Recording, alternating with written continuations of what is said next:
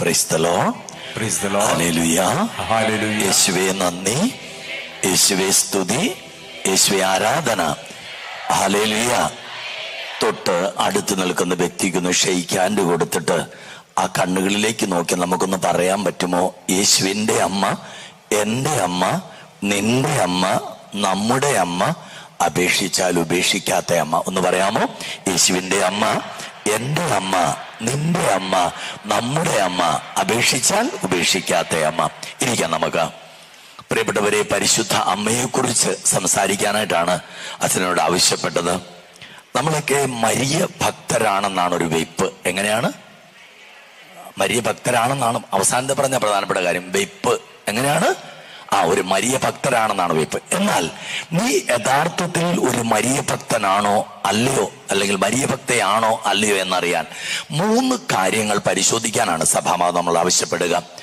ഒന്നാമതായിട്ട്, നീ യഥാർത്ഥത്തിൽ ഒരു മരിയ ഭക്തനോ ഭക്തയോ ആണെങ്കിൽ സഭാമാതാവ് കാലാകാലങ്ങളിൽ പരിശുദ്ധ അമ്മയെക്കുറിച്ച് നൽകുന്ന പഠനങ്ങളെ ഞാനും നിങ്ങളും അംഗീകരിച്ച് ആദരിക്കുന്നൊരു വ്യക്തിയായിരിക്കും. പരിശുദ്ധ അമ്മയെക്കുറിച്ച് സഭാമാതാവ് കാലാകാലങ്ങളിൽ നമുക്ക് തരുന്ന പഠനങ്ങളെ അംഗീകരിച്ച് ആദരിക്കുന്നൊരു വ്യക്തിയായിരിക്കും നീ യഥാർത്ഥത്തിൽ ഒരു മരിയ ഭക്തനോ ഭക്തിയോ ആണെങ്കിൽ. രണ്ടാമതായിട്ട്, നീ യഥാർത്ഥത്തിൽ ഒരു മരിയ ഭക്തനോ ഭക്തിയോ ആണെങ്കിൽ അമ്മയിൽ വിളങ്ങിയിരുന്ന വിശ്വാസം, ശരണം, സ്നേഹം, പ്രാർത്ഥന, എളിമ എന്നീ പുണ്യങ്ങളിൽ അനുദിനം നീയും ഞാനും വളരാൻ പരിശ്രമിക്കും. രണ്ടാമത്തെ കാര്യം ഒരിക്കൽ കൂടെ അച്ഛൻ പറയാം. പരിശുദ്ധ അമ്മയിൽ വിളങ്ങിയിരുന്ന വിശ്വാസം, ശരണം, സ്നേഹം, പ്രാർത്ഥന, എളിമ എന്നീ പുണ്യങ്ങളിൽ അനുദിനം വളരാൻ പരിശ്രമിക്കും. മൂന്നാമതായിട്ട്, നീ യഥാർത്ഥത്തിൽ ഒരു മരിയ ഭക്തനോ ഭക്തയോ ആണെങ്കിൽ നിന്റെ അനുദിന ജീവിത ആവശ്യങ്ങളിൽ അമ്മയുടെ മാതൃമാധ്യസ്ഥം തേടുന്ന ഒരു വ്യക്തിയായിരിക്കും നീ. നീ യഥാർത്ഥത്തിൽ ഒരു മരിയ ഭക്തയാണെങ്കിൽ നിന്റെ അനുദിന ജീവിത ആവശ്യങ്ങളിൽ പരിശുദ്ധ അമ്മയുടെ മാതൃമാധ്യസ്ഥം തേടുന്ന ഒരു വ്യക്തിയായിരിക്കും നീ. പ്രിയപ്പെട്ടവരെ, കത്തോലിക്ക സഭയിലേക്ക് പുനരയിക്കപ്പെട്ട വ്യക്തിയാണ്. ആംഗ്ലിക്കൻ സഭയിൽ നിന്ന് കത്തോലിക്ക സഭയിലേക്ക് പുനരയിക്കപ്പെട്ട വ്യക്തിയാണ് കാർഡിനൽ ന്യൂമാൻ എന്ന് പറയുന്ന വ്യക്തി. അദ്ദേഹം പറയുകയാണ്, അദ്ദേഹം എന്തുകൊണ്ടാണ് ഉന്നതമായ സ്ഥാനം, വലിയ ശമ്പളം സ്വന്തമായിട്ടുണ്ടായിരുന്ന വ്യക്തിയാണ് കാർഡിനൽ ന്യൂമാൻ. ഇതെല്ലാം ഉപേക്ഷിച്ച് എന്തുകൊണ്ടാണ് അദ്ദേഹം കത്തോലിക്ക സഭയിൽ അംഗമായി ചേർന്നത് എന്ന് ചോദിച്ചതിന് അദ്ദേഹം പറഞ്ഞ പല മറുപടികളിൽ ഒരു മറുപടി ഇതാണ്: ഞാൻ ഇന്ന് വരെ അമ്മ ഇല്ലാത്ത ഒരു സഭയിലെ അംഗമായിരുന്നു. അമ്മയുള്ള ഒരു സഭയിൽ അംഗമായി ചേരാനാണ് ഞാൻ കത്തോലിക്ക സഭയിൽ അംഗമായി ചേർന്നതെന്നാണ് അദ്ദേഹം പറയുക. തുടർന്ന് അദ്ദേഹം പറയുന്ന 3 സ്റ്റേറ്റ്മെന്റുകളുണ്ട്. തീർത്ഥാടകനായ മനുഷ്യന് വേണ്ടി ദൈവം ഒരു ലോകം സൃഷ്ടിച്ചു. അത് നമ്മുടെ ലോകം, നമ്മൾ ഇന്ന് ജീവിക്കുന്ന ലോകം. ഇനി ഈ ഭൂമിയിൽ നന്മ ചെയ്ത് ജീവിക്കുന്നവർക്ക് വേണ്ടിയിട്ട് ഒരു ലോകം സൃഷ്ടിച്ചു. അതാണ് സ്വർഗരാജ്യം. തനിക്ക് വേണ്ടി തന്നെ ഒരു ലോകം സൃഷ്ടിച്ചു. അതാണ് പരിശുദ്ധ കന്യകാമറിയം.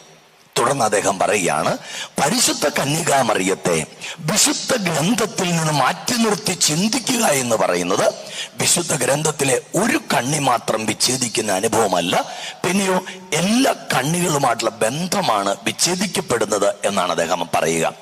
പ്രിയപ്പെട്ടവരെ, നമ്മൾ അറിയേണ്ട ഏറ്റവും പ്രധാനപ്പെട്ട കാര്യം, ഒരു പ്രൊട്ടസ്റ്റന്റ് മത നേതാവും 3 പേരാണ് പ്രൊട്ടസ്റ്റന്റ് സഭയുടെ സ്ഥാപക പിതാക്കന്മാര്: Martin Luther, John Calvin, Zwingli. ഇവര് 3 പേരും പരിശുദ്ധ കന്യകാമറിയത്തിന്റെ അമലോത്ഭവത്തെയോ അമ്മയുടെ നിത്യ കന്യകത്വത്തെയോ അമ്മയുടെ സ്വർഗ ആരോപണത്തെയോ തള്ളി പറഞ്ഞിട്ടില്ല. മാർട്ടിൻ ലൂതർ അദ്ദേഹത്തിന്റെ ലൂതറൻ വർക്ക്സ് എന്ന് പറയുന്ന പുസ്തകത്തില് വ്യക്തമായി രേഖപ്പെടുത്തി വെച്ചിരിക്കുന്ന ഒരു കാര്യമുണ്ട് അമ്മയുടെ അമലോത്ഭവത്തെ കുറിച്ച്.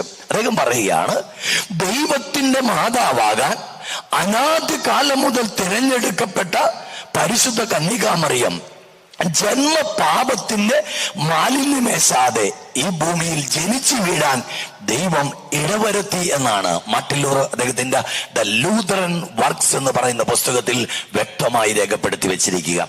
വീണ്ടും അമ്മയുടെ നിത്യ കന്യകത്വത്തെ കുറിച്ച് മാർട്ടിൻ ലൂതർ പറഞ്ഞു വെച്ചിരിക്കുന്നത് എങ്ങനെയാണ്: അമ്മ ദൈവത്തിന്റെ മാതാവാകാൻ യെസ് എന്നൊരു ഉത്തരം എന്ന് പറഞ്ഞാൽ ഇതാ കർത്താവിന്റെ ദാസി എന്നൊരു ഉത്തരം പറഞ്ഞതിന് ശേഷം ഒരു മനുഷ്യക്കുഞ്ഞിന് ആ ഉദരത്തിൽ ജന്മം കൊടുത്തിട്ടില്ല എന്നാണ് പ്രിയപ്പെട്ടവരെ മാർട്ടിൻ ലൂതർ രേഖപ്പെടുത്തി വെച്ചിരിക്കുക. വീണ്ടും അമ്മയുടെ സ്വർഗ ആരോപണത്തെ കുറിച്ച് മാർട്ടിൻ ലൂതർ പറഞ്ഞു വെച്ചിരിക്കുന്നത് ഇങ്ങനെയാണ്: അമ്മ സ്വർഗത്തിലാണ് എന്നുള്ളതിന് യാതൊരു സംശയവും ഇല്ല.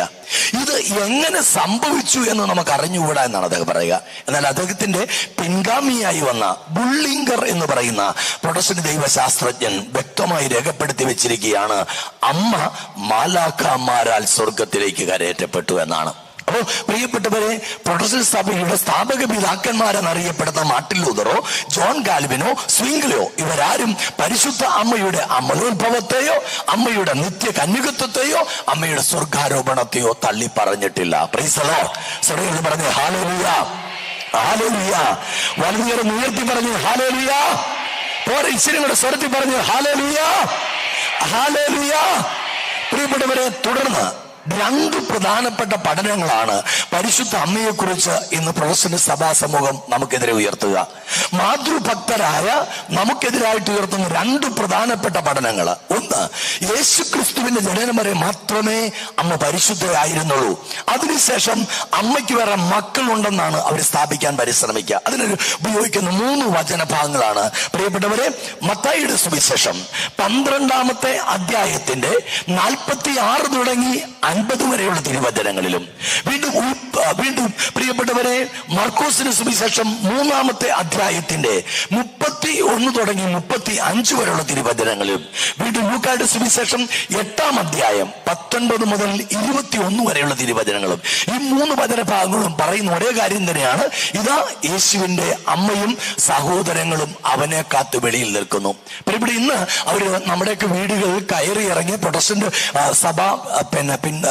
സഭാംഗങ്ങൾ നമ്മളെ പഠിപ്പിക്കുന്നത് യേശു ഉൾപ്പെടെ 5 മക്കളുണ്ടായി. ഇപ്പൊ പറഞ്ഞു അമ്മയ്ക്ക് 5 മക്കളുണ്ടെന്ന് വരെ ആയിട്ടുണ്ട്. യാക്കോ, യോസെ, യോഹന്നാൻ, ജെയിംസ് പറഞ്ഞ 5 പേരാക്കി വെച്ചേക്കുക. പ്രിയപ്പെട്ടവരെ, യേശു ക്രിസ്തു എന്ന ഒരേ ഒരു മകനെ അമ്മയ്ക്കുണ്ടായിരുന്നു സ്ഥാപിക്കാൻ ഒരു ബൈബിൾ പണ്ഡിതന്മാരുടെയും പഠനം നമുക്ക് ആവശ്യമില്ല. ഒരൊറ്റ വചനം മാത്രം നിങ്ങൾ എടുക്കുക. അത് യോഹന്നാന്റെ സുവിശേഷം 19-ാം അധ്യായം 26-ാം തിരുവചനമാണ്. യോഹന്നാൻ 19:26 വചനം ഇങ്ങനെ പറയുകയാണ്. പ്രിയപ്പെട്ടവരെ, വ്യക്തമായിട്ട് പറയുകയാണ്: തന്റെ മരണത്തിന്റെ വിനാഴിയില് സമസ്തവും മനുഷ്യ മക്കൾക്ക് വേണ്ടി കൊടുത്ത ശേഷം ഇനി എന്തെങ്കിലും ഈ മക്കൾക്ക് വേണ്ടി കൊടുക്കാനുണ്ടോ എന്ന് ആ കുരിശിന്റെ അവസാന വിനാഴിയിൽ താഴേക്ക് നോക്കുമ്പോൾ താൻ സ്നേഹിച്ചിരുന്ന പ്രിയപ്പെട്ട ശിഷ്യനും തന്റെ അമ്മയും അടുത്തടുത്ത് നിൽക്കുന്നത് കണ്ടിട്ട് യേശു ആ ശിഷ്യനോട് പറഞ്ഞു, ആ അമ്മയോട് പറഞ്ഞു, സ്ത്രീ ഇതാ നിന്റെ മകൻ. ആ ശിഷ്യനോട് പറഞ്ഞു, ഇതാ നിന്റെ അമ്മ. പ്രിയപ്പെട്ടവരെ, യേശു അല്ലാതെ മറ്റൊരു മകൻ ഈ അമ്മയ്ക്കുണ്ടായിരുന്നെങ്കിൽ ഒരിക്കലും യേശു തന്റെ അമ്മയെ താൻ സ്നേഹിച്ചിരുന്ന ശിഷ്യന് ഏൽപ്പിച്ചു കൊടുക്കുകയില്ലായിരുന്നു. സമ്മതിക്കാവോ? വേറൊരു മകൻ ഈ അമ്മയ്ക്കുണ്ടായിരുന്നെങ്കിൽ ഒരിക്കലും യേശു തന്റെ അമ്മയെ താൻ സ്നേഹിച്ചിരുന്ന ശിഷ്യന് ഏൽപ്പിച്ചു കൊടുക്കുകയില്ലായിരുന്നു. ഒരു ഉദാഹരണം പറയാം. പ്രിയപ്പെട്ടവരെ, ഒരമ്മയ്ക്ക് 2 മക്കള്. മൂത്ത മകൻ മരിക്കാൻ പോകുന്നു. ഇളയ മകൻ ഇച്ചിരി തമ്മാടിയാണ്, തല്ലുകൊള്ളിയാണ്, വെള്ളം കുടിയനാണ്, നാട്ടുകാരെ തല്ല് മൊത്തം മേടിച്ചു കൂട്ടുന്നവനാണ്. ഈ മൂത്ത മകൻ മരിക്കാൻ നേരത്ത് അയൽവക്കത്തെ ചേട്ടനെ വിളിച്ചു, ചേട്ടാ ഇനി വന്നേ, ഇത് എന്റെ അമ്മയാ, നോക്കിക്കോളാൻ പറയോ?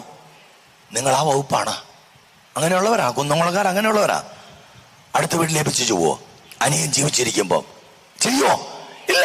പ്രിയപ്പെട്ടവരെ, യേശു തന്റെ മരണത്തിന് വിനാഴിയിൽ താൻ സ്നേഹിച്ചിരുന്ന ശിഷ്യന് അമ്മയെ ഏൽപ്പിച്ചു കൊടുത്തിരുന്നു എന്ന ഒറ്റ വാക്കുകൊണ്ട് പറയാൻ സാധിക്കും ഈ അമ്മയ്ക്ക് വേറൊരു മകൻ ഇല്ലായിരുന്നു എന്ന്. വേറൊരു മകൻ ഉണ്ടായിരുന്നെങ്കിൽ ഒരിക്കലും യേശു തന്റെ അമ്മയെ താൻ സ്നേഹിച്ചിരുന്ന ശിഷ്യനെ ഏൽപ്പിച്ചു കൊടുക്കില്ലായിരുന്നു. ഞാൻ ഈ ഉദാഹരണം പറഞ്ഞു. അതായത് മൂത്ത മകൻ മരിക്കാൻ പോകുന്നു, ഇളയ മകൻ തമ്മാടിയ തല്ലുകൂടിയൊക്കെ, പക്ഷെ അവൻ ഉള്ളത്രയും കാലം വേറെ ആരെയും ഏൽപ്പിക്കത്തില്ല എന്ന് പറഞ്ഞ് ഈ വചനം ഞാൻ കൂട്ടിയതപ്പം ഒരു പള്ളിയിൽ ഒരു ചേട്ടൻ എഴുന്നേറ്റ് പറയുക, അച്ഛാ ചിലപ്പോ അനുജൻ ഗൾഫിലായിരിക്കുന്നു, അനുജൻ ഗൾഫിലാണ്, അമ്മേനെ ഏൽപ്പിച്ചു കൊടുക്കോ? ഏൽപ്പിച്ചു കൊടുക്കുമോ? ഇല്ല, അവൻ വരുമെന്ന് നോക്കുന്നു കൃത്യം. അപ്പൊ വളരെ വ്യക്തമാണ്, ഈ അമ്മയ്ക്ക് വേറൊരു മകനില്ലായിരുന്നൊരു വ്യക്തമായ തെളിവാണ് യോഹന്നാൻ 19:26. ഹല്ലേലൂയ. സ്വരീകൃതി പറഞ്ഞു ഹല്ലേലൂയ, ഹല്ലേലൂയ, ഹല്ലേലൂയ. ഇനി വേറൊരു ഉദാഹരണം നമുക്ക് എടുക്കാം. പ്രിയപ്പെട്ടവരെ, യേശു അല്ലാതെ വേറൊരു സഹോദരൻ ഈ യേശുവിനുണ്ടായിരുന്നെങ്കിൽ, അമ്മയ്ക്ക് വേറൊരു മകൻ ഉണ്ടായിരുന്നെങ്കിൽ, യേശുവിന് വേറൊരു സഹോദരൻ ഉണ്ടായിരുന്നെങ്കിൽ, തീർച്ചയായിട്ടും യേശു കുരിശിൽ പിടഞ്ഞു മരിക്കുന്ന മണിക്കൂറിൽ ആ കുരിശിനോട് വരെ വന്നേനെ. കാരണം സ്വന്തം രക്തമാ. എന്നൊക്കെ പറഞ്ഞാലും ഏതെല്ലാം വഴിക്ക് പോയാലും അവൻ സ്വന്തം രക്തം ആ കുരിശിന് ചൂട് വരെ വന്നേനെ. എന്നിട്ട് പറഞ്ഞേനെ, എടാ മോനെ, അന്നേ പറഞ്ഞതല്ലേടാ ഈ പണിക്ക് പോകണ്ടെന്ന്, ഇപ്പൊ കിടന്ന് അനുഭവിക്കട എന്നെങ്കിലും പറഞ്ഞിട്ട് പോയേനെ. അങ്ങനെ ആരെങ്കിലും കാണുന്നുണ്ടോ കുരിശിന് ചൂട്ടില്? ഉണ്ടോ? പ്രിയപ്പെട്ട ഒരു പാലാ സ്റ്റാൻഡില് ഒരു പ്രൊട്ടസ്റ്റന്റ് യഹോവ സാക്ഷിയാണ്, പ്രസംഗിക്കുകയാണ്. അവരെ ശൈലി എന്ന് പറയുന്നത് റിപ്പീറ്റ് ചെയ്ത് സംസാരിക്കും. അമ്മയ്ക്ക് വേറെ മക്കളുണ്ടായിരുന്നു, അമ്മയ്ക്ക് വേറെ മക്കളുണ്ടായിരുന്നു, അമ്മയ്ക്ക് വേറെ മക്കളുണ്ടായിരുന്നു, അമ്മയ്ക്ക് വേറെ മക്കളുണ്ടായിരുന്നു, അമ്മയ്ക്ക് വേറെ മക്കളുണ്ടായിരുന്നു, അമ്മയ്ക്ക്. ഇതാണ് അവരുടെ ശൈലി. ഇങ്ങനെ പ്രസംഗിക്കുമ്പോഴാണ് പാലാക്കാരന് ചേട്ടായി വൈകുന്നേരം ശരി പെട്രോളും ഡീസലും ചേർത്തടിക്കുന്ന പാർട്ടി. മനസ്സിലായില്ലേ? ശരി പെട്രോളും ഡീസലും ചേർത്തടിക്കുന്ന ചേട്ടായി വരുമ്പോൾ നമ്മുടെ പാലാക്കാരൻ നമ്മുടെ പാലാ സ്റ്റാൻഡിൽ നിന്ന് നമ്മുടെ പ്രൊട്ടസ്റ്റന്റ് ബ്രദർ പ്രസംഗം, പുള്ളിക്ക് ഭയങ്കര സങ്കടമായി. കാരണം ചങ്കു പൊട്ടിയ ബ്രദർ പ്രസംഗിക്കുന്നത്. ചുറ്റും നോക്കിയപ്പോൾ ഒറ്റ മനുഷ്യൻ കേൾക്കാനില്ല. അതാണ് അവര് നമ്മളെ വ്യത്യാസം. 100 പേരെ കൊണ്ട് നിർത്തിയിട്ട് ഒരു മൈക്ക് തന്നാലും കമാന്നൊരക്ഷരം നമ്മൾ വേണ്ടിയല്ല. അവർക്ക് ആളെ വേണ്ട, ഒരു മൈക്ക് മതി, അവര് പ്രസംഗിക്കും. ഹല്ലേലൂയ. സ്വരീരത്തെ പറഞ്ഞേ ഹല്ലേലൂയ. ഞാൻ ഇത്ര ഒച്ചത്തിൽ പ്രസംഗിക്കുമ്പോൾ ഇരുന്നുറങ്ങുന്ന ചില ചേച്ചിമാരെ ഞാൻ കാണുക കേട്ടോ. ഇവിടുന്ന് എന്നെ വിളിക്കുക, ഇങ്ങോട്ട് വാച്ചാന്ന്, ഇങ്ങോട്ട് വരിയല കേട്ടാ. വരിയല വരുന്ന പ്രശ്നമില്ല. കാരണം 28 വർഷമായി പൗരോഹിത്യ ജീവിതം ആരംഭിച്ചിട്ട്. ഇനി വേറെ ജീവിതത്തെ കുറിച്ച് അച്ഛൻ ചിന്തിക്കുന്നില്ല കേട്ടോ. ഹല്ലേലൂയ. സ്വരീരത്ത് പറഞ്ഞേ ഹല്ലേലൂയ. അതുകൊണ്ട് ഇനി അങ്ങനെ ഒരു ചിന്ത പോലും നമുക്ക് വേണ്ട കേട്ടോ. ഉണർവോടെ ഇരുന്നേക്കണം കേട്ടോ. ഹല്ലേലൂയ. സ്വരീരത്ത് പറഞ്ഞേ ഹല്ലേലൂയ. ഹല്ലേലൂയ. തൊട്ടടുത്തിരുന്ന വ്യക്തിക്കൊന്ന് ഷെയ്ക്കാൻഡ് കൊടുത്തിട്ട് പറഞ്ഞേ, ഉറങ്ങാതെ കേൾക്കാൻ പറ, ഉറങ്ങാതെ കേൾക്കാൻ പറ, ഉറങ്ങാതെ കേൾക്കാൻ പറ. പ്രൈസ്തലോ. നല്ല ചൂടുകൊണ്ട് ഇച്ചിരി കാറ്റുമുണ്ട്, സ്വാഭാവികമായിട്ട് നമ്മളെല്ലാം ആമയും പറയും കേട്ടോ. അതുകൊണ്ട് ഉറക്കെ പറഞ്ഞേക്കണം, ഉറങ്ങാതെ കേൾക്കാൻ പറ കേട്ടോ. പ്രൈസ്തലോ. ഹല്ലേലൂയ. പ്രിയപ്പെട്ടവരെ, ഈ പ്രൊട്ടസ്റ്റന്റ് ബ്രദർ എന്ന് പ്രസംഗം നമ്മുടെ പാലക്കാരൻ ചേട്ടായി വന്നിട്ട് അല്പനേരം 2 കൈയും കെട്ടിന്ന് ഫ്രണ്ടിൽ നിന്ന് അങ്ങ് കേട്ടു. ചങ്കു പൊട്ടിയുള്ള പ്രസംഗം. 5 മിനിറ്റ് കഴിഞ്ഞ പുള്ളി തിരിഞ്ഞു നോക്കി, ഒരൊറ്റ മനുഷ്യൻ കേൾക്കാൻ. പുള്ളിക്ക് ഭയങ്കര സങ്കടമായി. പുള്ളി 2ാം മുണ്ട് അഴിച്ച് തലയെ കെട്ടി. എന്നിട്ട് പയ്യനെ ബ്രദറിന്റെ അടുത്തോട് മാറി വിളിച്ചു. ബ്രദറെ എന്ന് വിളിച്ച് കേൾക്കുന്നില്ല. വീണ്ടും വിളിച്ചു, ബ്രദറെ കേൾക്കുന്നില്ല. 3ാം പ്രാവശ്യം കുലുക്കി വിളിച്ചു, ബ്രദറെ എന്നാന്ന് വെച്ചാൽ എനിക്കൊരു കാര്യം പറയാനുണ്ട്, പറഞ്ഞോളാൻ പറഞ്ഞു. ബ്രദറെ, 4ാം നൂറ്റാണ്ട് മുതൽ സഭ ഞങ്ങളെ പഠിപ്പിച്ചതും ഇന്നും ഞങ്ങളെ പഠിപ്പിക്കുന്നതും അമ്മയ്ക്ക് ഒരേ ഒരു മകനെ ഉള്ള യേശുവാണ്. അതാണ് ഇപ്പോഴത്തെയും അപ്പോഴത്തെയും ഞങ്ങളുടെ പഠനം. സഹോദരൻ വേറൊരു മകൻ അമ്മയ്ക്കുണ്ടായിരുന്നെന്ന് പറഞ്ഞ് കരയുന്നത് കാണുമ്പം എനിക്ക് സഹിക്കാൻ പറ്റുന്നില്ല. സഹോദര, ഇനി സഹോദരൻ ചങ്കുപൊട്ടി കരയരുതും. ഇനി സഹോദരൻ കരയേണ്ട ആവശ്യമില്ല. സഹോദരൻ പറയാം, വേറൊരു മകനെ അമ്മയ്ക്ക് ഉണ്ടായിരുന്നാണ് സഹോദരൻ വാദിക്കുന്നെങ്കിൽ ആ കൊച്ചിനെ ഞാൻ കൊണ്ടുപോയി ഫ്രീ ആയിട്ട് നോക്കിയേക്കാന്ന്. ഇതുപോലുള്ള നിസ്സാരമായ പഠനങ്ങളെ, പ്രിയപ്പെട്ടവർ, ഇതുപോലുള്ള ബാലിശമായിട്ടുള്ള പഠനങ്ങളിൽ പെട്ടിട്ട് ഇന്ന് ഞാനും നിങ്ങളും നമുക്ക് അമ്മയായി തന്ന പരിശുദ്ധ കന്യകാമറിയത്തെ തള്ളിപ്പറഞ്ഞുകൊണ്ട് യേശുവിന് ശേഷം അമ്മയ്ക്ക് വേറെ മക്കളുണ്ടായിരുന്നുള്ള തെറ്റായ പഠനത്തിന് വിധേയരായി അമ്മയിൽ നിന്നും നമ്മൾ അകന്നൊകുന്നു പോകുന്ന ഒരു ജീവിത ശൈലിയിൽ നമ്മൾ ജീവിക്കുക. പ്രിയപ്പെട്ടവർ, ആരെങ്കിലും നമ്മുടെ വീട്ടിൽ 4 പ്രാവശ്യം കയറി വന്ന് അമ്മയ്ക്ക് വേറെ മക്കളുണ്ടായിരുന്നു എന്ന് പറഞ്ഞു കഴിയുമ്പോൾ കാതിലെ കമ്മലും പറിച്ചു കളഞ്ഞ്, കഴുത്തിലെ മാലയും പൊട്ടിച്ചു കളഞ്ഞ്, വീട്ടിലിരിക്കുന്ന മാതാവിന്റെ തിരുസ്വരൂപം എടുത്ത് ഉടച്ചിട്ട് കയ്യും കൊട്ടി അവരുടെ പുറകെ പോകാൻ മാത്രമേ ഉള്ളൂ. നമ്മൾ പറ. നമ്മുടെ കാർന്നവന്മാര് നമ്മുടെ കയ്യിൽ പിടിച്ച് പ്രാർത്ഥിക്കാൻ പഠിപ്പിച്ച ഈ ജപമാലയും അമ്മയോടുള്ള മാതൃഭക്തിയും പ്രിയപ്പെട്ടവരെ എവിടെ പോയി നമുക്ക്? കാരണം ഇതിന്റെ അടിസ്ഥാനങ്ങളിലേക്ക് നാം കടന്നു പോകുന്നില്ലെന്നുള്ളത് കൊണ്ട് തന്നെയാ. അപ്പൊ അമ്മയ്ക്ക് വേറൊരു മകനില്ലായിരുന്നു ഒരു തരത്തിലും പ്രിയപ്പെട്ടവരെ നമ്മെ സ്വാധീനിക്കാൻ പറ്റും. അമ്മയ്ക്ക് വേറൊരു മകൻ ഇല്ലായിരുന്നു. ഹല്ലേലൂയ. ഹല്ലേലൂയ. ഇനി അതിന് സംശയമുണ്ടോ? സംശയമുണ്ടോ? അമ്മയ്ക്ക് വേറൊരു മകനില്ലായിരുന്നു. കാരണം പ്രിയപ്പെട്ടവരെ, ഇവിടെ വ്യക്തമായിട്ട് എങ്ങനെ ഈ പഠനം വന്നെന്ന് കൂടെ അച്ഛൻ പറഞ്ഞേക്കാം. പ്രിയപ്പെട്ടവരെ, ഈ പ്രൊട്ടസ്റ്റന്റ് സഭയുടെ സ്ഥാപക പിതാക്കന്മാർ 3 പേരാണ് അച്ഛൻ പറഞ്ഞു. Martin Luther, John Calvin, Zwingli. ഈ ജോൺ കാൽവിൻ തന്നെ ഈ പഠനത്തെ കുറിച്ച് പറയുന്നുണ്ട്. അദ്ദേഹം പറയാണ്, യേശുവിന്റെ ജനനത്തിന് ശേഷം അമ്മയ്ക്ക് വേറെ മക്കൾ ഉണ്ടായിരുന്നു എന്നുള്ള തെറ്റായ പ്രസ്താവം അല്ലെങ്കിൽ പഠനം നടത്തിയ ഹെൽവിദിയാസ് എന്ന് പറഞ്ഞ വ്യക്തിയുടെ തികഞ്ഞ അജ്ഞതയാണ് അവിടെ വെളിവാക്കപ്പെടുന്നത്. ഞാൻ പറഞ്ഞതല്ല, ജോൺ കാൽവിൻ തന്നെ പറഞ്ഞു വെച്ചിട്ടുണ്ട്. ഹല്ലേലൂയ. പ്രൊട്ടസ്റ്റന്റ് സഭയുടെ സ്ഥാപക പിതാക്കന്മാരിൽ ഒരാൾ പറയുവാണ്, ഈ അമ്മയ്ക്ക് വേറെ മക്കളുണ്ടായിരുന്നുള്ള ഈ പഠനം, ഈ തെറ്റായ പഠനം നടത്തിയത് ഹെൽവിദിയാസ് എന്ന് പറഞ്ഞ വ്യക്തിയാണ്. അദ്ദേഹത്തിന്റെ തികഞ്ഞ മണ്ടത്തരമാണ് അവിടെ പറഞ്ഞേക്കുന്നത്. ഈ സഹോദരൻ എന്ന പദം വേറെ മക്കളാണെന്ന് തെറ്റിദ്ധരിച്ചിരിക്കുന്നതാണെന്ന് കൃത്യമായിട്ട് ജോൺ കാൽവിൻ തന്നെ പറഞ്ഞേക്കുന്നത്. ഹല്ലേലൂയ. പ്രൊട്ടസ്റ്റന്റ് സ്ഥാപക പിതാക്കന്മാർ ഒരാളെ തന്നെ പറഞ്ഞേക്കുന്ന കാര്യം. പിന്നെ നമുക്കതിനെ കുറിച്ച് സംശയിക്കേണ്ട കാര്യമില്ല, അവർക്കും സംശയിക്കേണ്ട കാര്യമില്ല. ഹല്ലേലൂയ. സ്വരീയത്തിൽ പറഞ്ഞേ ഹല്ലേലൂയ. അപ്പൊ അമ്മയ്ക്ക് ഒരേ ഒരു മകനേ ഉള്ളൂ, അത് യേശുവാണ്. ഹല്ലേലൂയ. ഇനി രണ്ടാമത് കൊണ്ടുവരുന്ന പഠനം ഇതാണ് പ്രിയപ്പെട്ടവർ. യേശു ക്രിസ്തു പോലും തന്റെ അമ്മയെ ബഹുമാനിച്ചിരുന്നില്ല. ബഹുമാനിച്ചിരുന്നെങ്കിൽ അവളെ സ്ത്രീ എന്ന് വിളിക്കുകയില്ലായിരുന്നാണ് അവരുടെ വാദം. എന്തുകൊണ്ട് യേശു തന്റെ അമ്മയെ സ്ത്രീ എന്ന് വിളിച്ചു, എവിടെയൊക്കെ സ്ത്രീ എന്ന് വിളിച്ചു? രണ്ടും പ്രധാനപ്പെട്ട കാര്യങ്ങളാണ്. യേശു തന്റെ അമ്മയെ രണ്ട് സ്ഥലത്താണ് സ്ത്രീ എന്ന് അഭിസംബോധന ചെയ്യുന്നത്. ഒന്ന് പ്രിയപ്പെട്ടവരെ സംഭവിക്കുന്നത് എവിടെയാ? കാനായിലെ കല്യാണവേളയിലും മറ്റൊന്ന് കാൽവരി കുരിശിൻ ചുവട്ടിലുമാണ്. ഹല്ലേലൂയ. പ്രിയപ്പെട്ടവർ, എന്തുകൊണ്ട് എന്ന് ചോദിച്ചാൽ അതിന്റെ ഉത്തരം നാം കണ്ടെത്തുക ഉൽപ്പത്തി പുസ്തകത്തിന്റെ 3-ാമത്തെ അധ്യായത്തിന്റെ 15-ാമത്തെ തിരുവചനം. ഉൽപ്പത്തി 3:15 പറയുകയാണ്, സാത്താനെ ശിക്ഷിച്ചുകൊണ്ട് ദൈവം പറഞ്ഞു, നീയും സ്ത്രീയും തമ്മിലും നിന്റെ സന്തതിയും അവളുടെ സന്തതിയും തമ്മിലും ഞാൻ ശത്രുത ഉളവാക്കും, അവൻ നിന്റെ തല തകർക്കും. ആര്?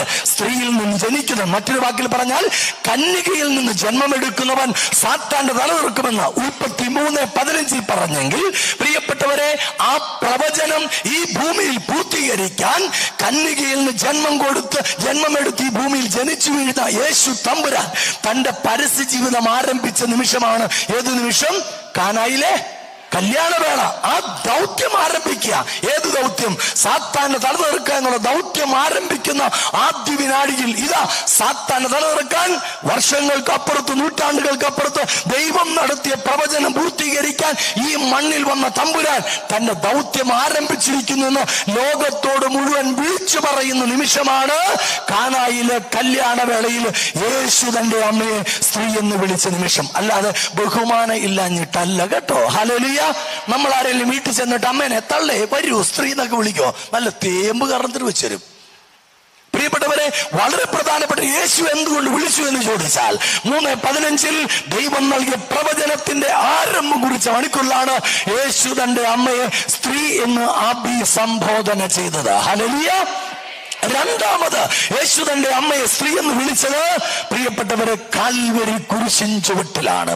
കാൽവരി കുരിശിൻ ചുവട്ടിലാണ്. പ്രിയപ്പെട്ടവരെ, യേശുവിന്റെ ദൗത്യം എന്ന് പറയുന്നത് സാത്താന്റെ തല തീർക്കുക എന്നുള്ളതാണ്. സാത്താന്റെ തല തീർക്കാൻ ഈ ഭൂമിയിൽ വന്ന യേശു തമ്പുരാൻ കാൽവരി യാഗത്തിലൂടെയാണ് ഇത് സാധ്യതമായി തീർന്നത്. 1000 വിശുദ്ധന്മാർ കാൽവരിയിൽ കുരിശിൽ മരിച്ചാലും സാധ്യമാകുമായിരുന്നില്ല മാനവരക്ഷ. യേശുവിന്റെ, ദൈവത്തിന്റെ പുത്രനായ യേശുവിന്റെ മരണം പ്രിയപ്പെട്ടവരെ അനിവാര്യമായിരുന്നു കാൽവരി കുരിശിൽ മാനവരക്ഷയ്ക്ക് വേണ്ടി. ഹല്ലേലൂയ. ശരീരത്തിൽ പറഞ്ഞേ ഹല്ലേലൂയ. ഈ മരണം സംഭവിച്ച മണിക്കൂറിൽ, ഈ മരണം അതായത് സാത്താന്റെ തല തകർത്ത് മരണത്തിന്റെ അവസാന വിനാടിയിൽ എല്ലാം പൂർത്തിയായി കഴിഞ്ഞപ്പോഴാണ് യേശു രണ്ടാമത് തന്റെ അമ്മയെ സ്ത്രീ എന്ന് അഭിസംബോധന ചെയ്തത്. ഹല്ലേലൂയ.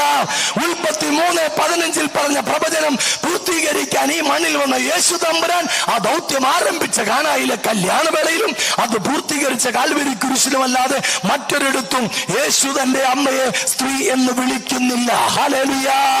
ശരീരത്തിൽ പറഞ്ഞേ ഹല്ലേലൂയ. അവ പ്രിയപ്പെട്ടവരെ, ഇത് രണ്ട് പഠനങ്ങളെയും നമ്മൾ മനസ്സിലാക്കുക. ഇത് തെറ്റായ പഠനം. ഇത് പ്രൊട്ടസ്റ്റന്റുകാർ കൊണ്ടുവരുന്ന തെറ്റായ പഠനങ്ങളാ. വ്യക്തമായി വചനം പഠിപ്പിച്ചു തരുന്നു, അമ്മയ്ക്ക് ഒരേ ഒരു മകനേ ഉള്ളത്, യേശുവാണ്. പ്രിയപ്പെട്ടവരെ, യേശു തന്റെ അമ്മയെ ബഹുമാനമില്ലഞ്ഞിട്ടല്ല സ്ത്രീ എന്ന് അഭിസംബോധന ചെയ്ത്. പിന്നെയോ പ്രവചനം പൂർത്തീകരിക്കാൻ മണ്ണിൽ അവതരിച്ച യേശു തമ്പുരാൻ തന്റെ ദൗത്യം ആരംഭിച്ച കാനായിലെ കല്യാണവേളയിലും തന്റെ ദൗത്യം പൂർത്തീകരിച്ച കാൽവരി കുരിശിലും മാത്രമാണ് യേശു തന്റെ അമ്മയെ സ്ത്രീ എന്ന് അഭിസംബോധന ചെയ്തത്. ഹല്ലേലൂയ. ഹല്ലേലൂയ. പ്രിയപ്പെട്ടവരെ, ഈ പരിശുദ്ധ അമ്മയെ എനിക്കും നിനക്കും അമ്മയായി യേശു തമ്പുരാൻ തന്നു കടന്നുപോയെങ്കിൽ ഇന്നും നിന്റെ ജീവിതത്തിന്റെ പച്ചയായ യാഥാർത്ഥ്യങ്ങളില്, ജീവിതത്തിന്റെ നെരിപ്പോടുകളിലൂടെ കടന്നു പോകുമ്പോ ഈ അമ്മയുടെ കൈപിടിച്ച് യേശുവിന്റെ പാദാന്തികത്തിലേക്ക് നടക്കാൻ നീ തയ്യാറാണോ? ഈ അമ്മ നിനക്ക് വേണ്ടി തമ്പുരാന്റെ പക്കൽ കരങ്ങൾ ഉയർത്തിയിട്ട് നിനക്ക് വേണ്ടി നിന്റെ ജീവിതത്തിന്റെ ആവശ്യങ്ങളിൽ അമ്മ എന്നും സഹായികയായി കൂടെയുണ്ട്. ഹല്ലേലൂയ. ഇവിടെ തുടർന്ന് അച്ഛൻ പറയാൻ പോകുന്ന ഒരു കാര്യവും വിശുദ്ധ ഗ്രന്ഥം രേഖപ്പെടുത്തി വെച്ചിരിക്കുന്ന കാര്യങ്ങളല്ല.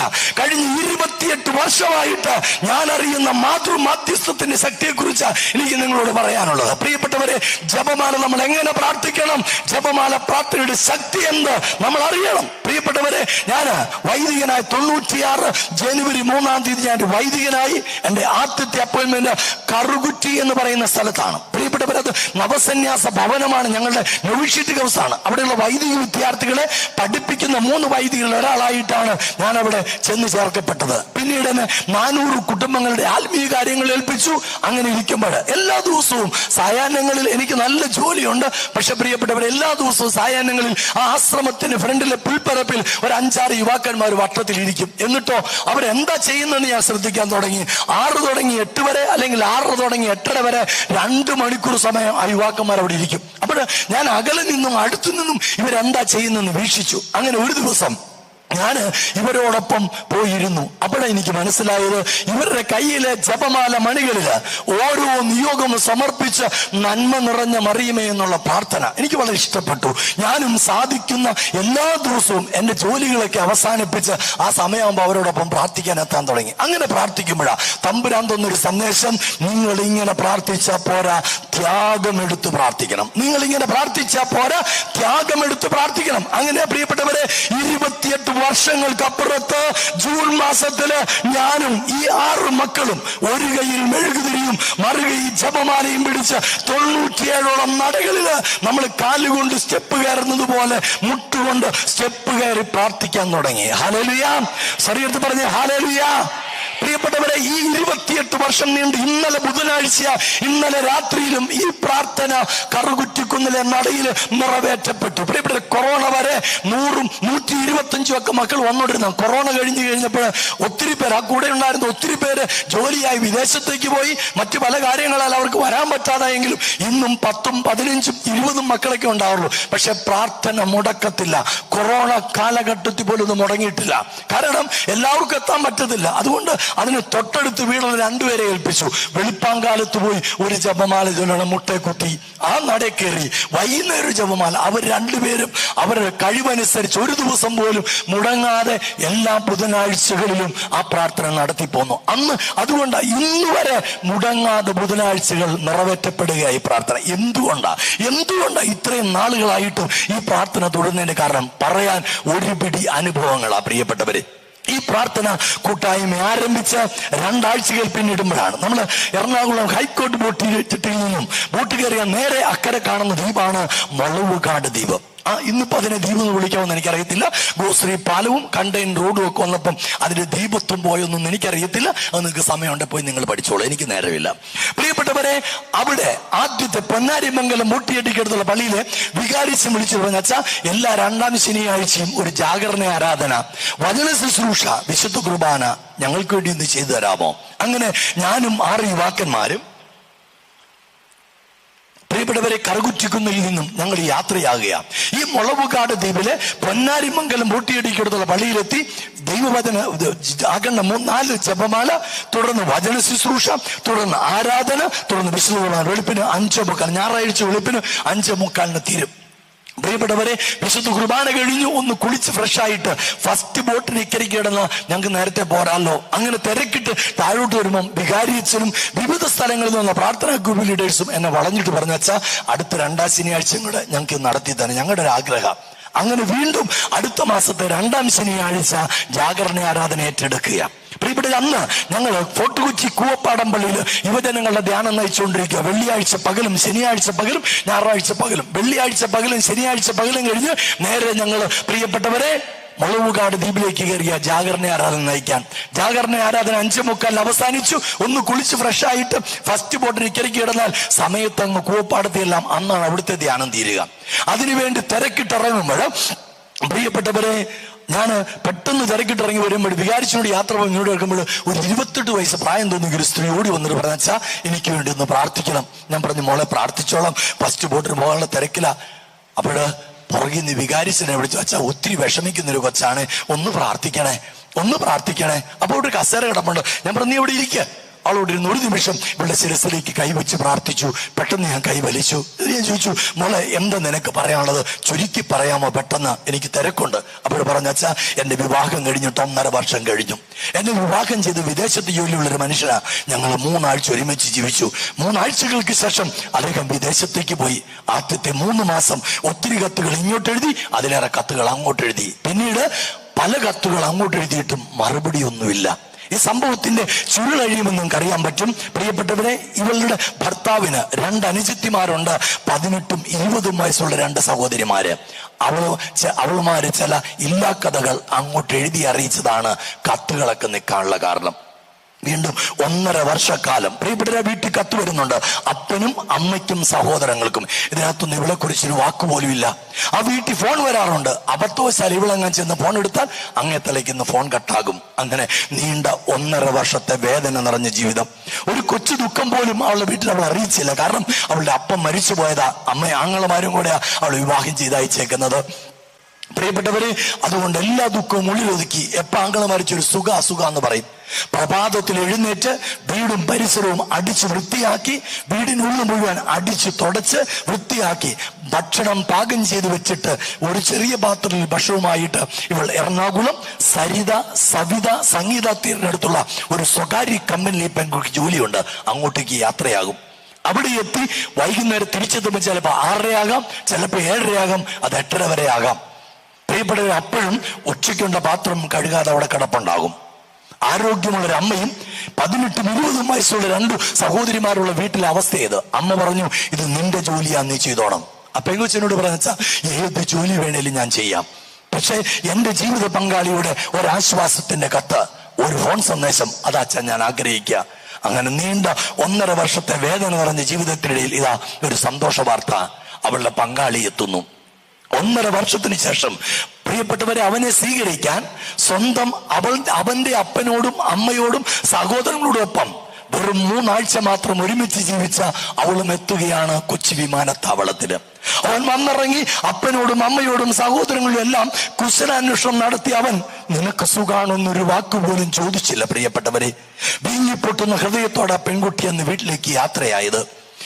ആഴ്ച ഈസ്റ്റർ എല്ലാവരും കുടിക്കുന്ന കുടുംബം കുടിച്ചു കൂത്താടി. പ്രിയപ്പെട്ട രാത്രി 12:30 മണി സമയത്ത് ഇവിടെ കഴുത്തിന് കുത്തിപ്പിടിച്ചിട്ട് പറഞ്ഞു, നിനക്കാരെങ്കിലും ഇവിടെ വന്ന് കൊണ്ടുപോയിക്കോളാൻ പറ, അല്ലേ കൊന്ന് ഞാൻ ഈ കടലിൽ തള്ളും. ഇവന്റെ വീട് ഫോർട്ട് കൊച്ചിയ, ഇവളുടെ വീട് എറണാകുളം ചേരാനെല്ലൂരാ. രാത്രി 12 മണി സമയത്ത് ആദ്യമായിട്ട് അവളെ ആങ്ങളമാരെ അവള് വിളിക്കുകയാ. പ്രിയപ്പെട്ടവരെ, ആദ്യമായിട്ട് പെങ്ങള് വിളിക്കുക. അവര് ടാക്സി വിളിച്ച് ഓടിച്ചെന്നു, പെങ്ങളെ കൊണ്ടുപോന്നു. ഈ പെൺകുട്ടിക്ക് എന്നോട് ചോദിക്കാനുള്ള ചോദ്യമാണ്, അച്ഛാ ഞാൻ ജീവിക്കണോ മരിക്കണോ? അച്ഛൻ പറ.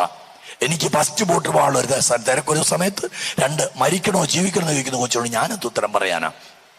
ഒരു നിമിഷം പെട്ടെന്ന് കണ്ണടച്ച് പ്രാർത്ഥിക്കുമ്പം ദൈവത്തിന്റെ പരിശുദ്ധമാവുന്നൊരു ചിന്ത, ഈ മകളോട് പറ, ജപമാല ചൊല്ലി പ്രാർത്ഥിക്കാൻ പറ. ഞാൻ പറഞ്ഞു, മോളെ നീ ഇന്ന് തുടങ്ങി ജപമാല ചൊല്ലി പ്രാർത്ഥിക്കേ. അതിലൊരു രഹസ്യം, വിരിച്ചു പിടിച്ച കരങ്ങളോടെ നിന്റെ പങ്കാളിയുടെ മനസ്സാന്തരത്തിന് വേണ്ടി സമർപ്പിച്ച് പ്രാർത്ഥിക്കേ. ദൈവത്തിന്റെ ആത്മാവ് ആ നിമിഷം വെളിപ്പെടുത്തുക. പ്രിയപ്പെട്ടവരെ, 21 എന്ന് ഞാൻ പറഞ്ഞു, മോളെ നീ ഇന്ന് തുടങ്ങി പ്രാർത്ഥിച്ചോ, ഇന്ന് 21-ാം നാൾ പ്രഭാതത്തിൽ നിന്റെ ഭർത്താവ് നിന്റെ വീട്ടിൽ വരും. ഞാൻ പറഞ്ഞുടി, ഒരു ധ്യാനം കൂടുന്ന കാര്യം പറയണം കേട്ടോ. ഉടനെ അവള് ചിരിച്ചു. ഞാൻ ചിരിച്ചു, നീ എന്താ ചിരിക്കുന്നേ? അച്ഛാ മുഖത്ത് നോക്കത്തില്ല അച്ഛാ, പിന്നെ അങ്ങനെ അച്ഛനെ ധ്യാനം കൂടുന്ന കാര്യം പറയുന്നേ? ഞാൻ പറഞ്ഞു, നീ പ്രാർത്ഥിക്കുന്നുണ്ടെങ്കിൽ അമ്മ എപ്രകാരം നിന്റെ ജീവിതത്തിൽ ഇടപെടുമെന്ന് ഞാൻ കാണിച്ചു തരാം. 21 എന്ന് ദൈവം വെളിപ്പെടുത്തിയെങ്കിൽ 21-ാം നാൾ പ്രഭാതത്തിൽ അവളുടെ ഭർത്താവ് അവളുടെ വീട്ടിലെത്തി. എന്നിട്ട് ഇങ്ങോട്ടല്ല ചോദിച്ചത്, അങ്ങോട്ട് ചോദിച്ചു, അമ്മച്ചി ഞാൻ ഇവിടെ കൊണ്ടൊരു ധ്യാനത്തിന് പൊക്കോട്ടെ. ഒരാഴ്ചത്തെ ധ്യാനം കൂടി മടങ്ങി വന്നു. തിരിച്ചു വന്ന് അവൻ ചോദിച്ചു, അവൻ വിദേശത്തുള്ള ജോലിയെല്ലാം ഉപേക്ഷിച്ചു. പ്രിയപ്പെട്ടവരെ, അവൻ ചോദിച്ചു, അവന് ബാംഗ്ലൂർ BPL കമ്പനിയില ക്വാർട്ടേഴ്സ് അടക്കം അനുവദിച്ചു പുതിയ ജോലി അവന് കിട്ടി. അവൻ ചോദിച്ചു, അമ്മച്ചി ഞാൻ ഇവിടെ കൊണ്ട് ബാംഗ്ലൂർക്ക് പോയിക്കോട്ടെ? ഉടനെ അമ്മച്ചി എന്നെ വിളിച്ചു, അച്ഛാ വിടണോ വേണ്ടയോ? കാരണം അമ്മച്ചിയുടെ ചിന്ത, ഇന്ന് വീട്ടിൽ നിന്ന് ഇറക്കി കൊണ്ടുപോകും, നാളെ കശുമാൻ തോട്ടത്തിലോ റെയിൽവേ പാളത്തിലോ ഡെഡ് ബോഡി കാണും, കയ്യിലൊരു കടലാസം കാണും, എന്റെ മരണത്തിന് ആരും ഉത്തരവാദികളല്ലെന്ന്. അമ്മയ്ക്ക് പേടിയതാ. എന്നോട് ചോദിച്ചു, അച്ഛാ വിടണോ വേണ്ടയോ? ഞാൻ ചോദിച്ചു, അമ്മച്ചിയാണോ കെട്ടിയത് അത് അവനാണോ കെട്ടിയത്? അവൻ അന്ന് അങ്ങ് വിട്ടാക്കാൻ പറഞ്ഞു. ഉടനെ അമ്മച്ചിയുടെ അടുത്ത് ചോദിയാ, ഞാനും കൂടെ പൊക്കോട്ടെ എന്ന്.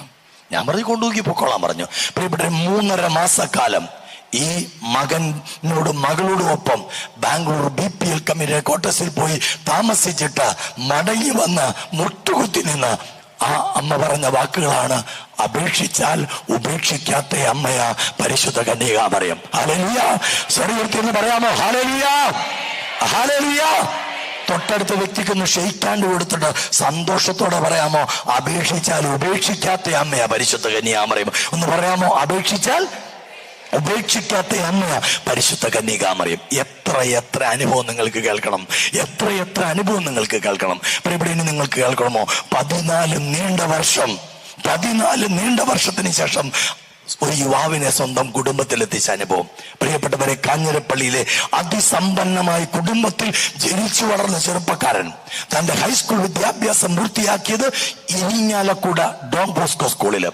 അതിനുശേഷം അവന്റെ PDC പഠനം, അതിനുശേഷം എറണാകുളം ആസാദ് റോഡില്, എന്ന് പറഞ്ഞാല് എറണാകുളം കല്ലൂർ റിന്യൂവൽ സെന്റർ സ്ഥിതി ചെയ്യുന്ന റോഡില് ആദ്യത്തെ കട്ടിങ്ങിൽ 5 ബെഡ്റൂമുള്ള ഒരു കെട്ടിടം, 7 ബെഡ്റൂമുള്ള കെട്ടിടം വാടകയ്ക്ക് എടുത്തിട്ട് അവിടെ അവന്റെ ക്രിക്കറ്റ് കളി കൂട്ടുകാരോടൊപ്പം അവൻ താമസിക്കുകയാണ്. പ്രിയപ്പെട്ടവരെ, അവന് ക്രിക്കറ്റ് കളിൽ എറണാകുളം ക്രിക്കറ്റ് ടീമിലെ ഏറ്റവും നല്ല ഒരു ഓഫ് സ്പിന്നർ കളിക്കാരൻ.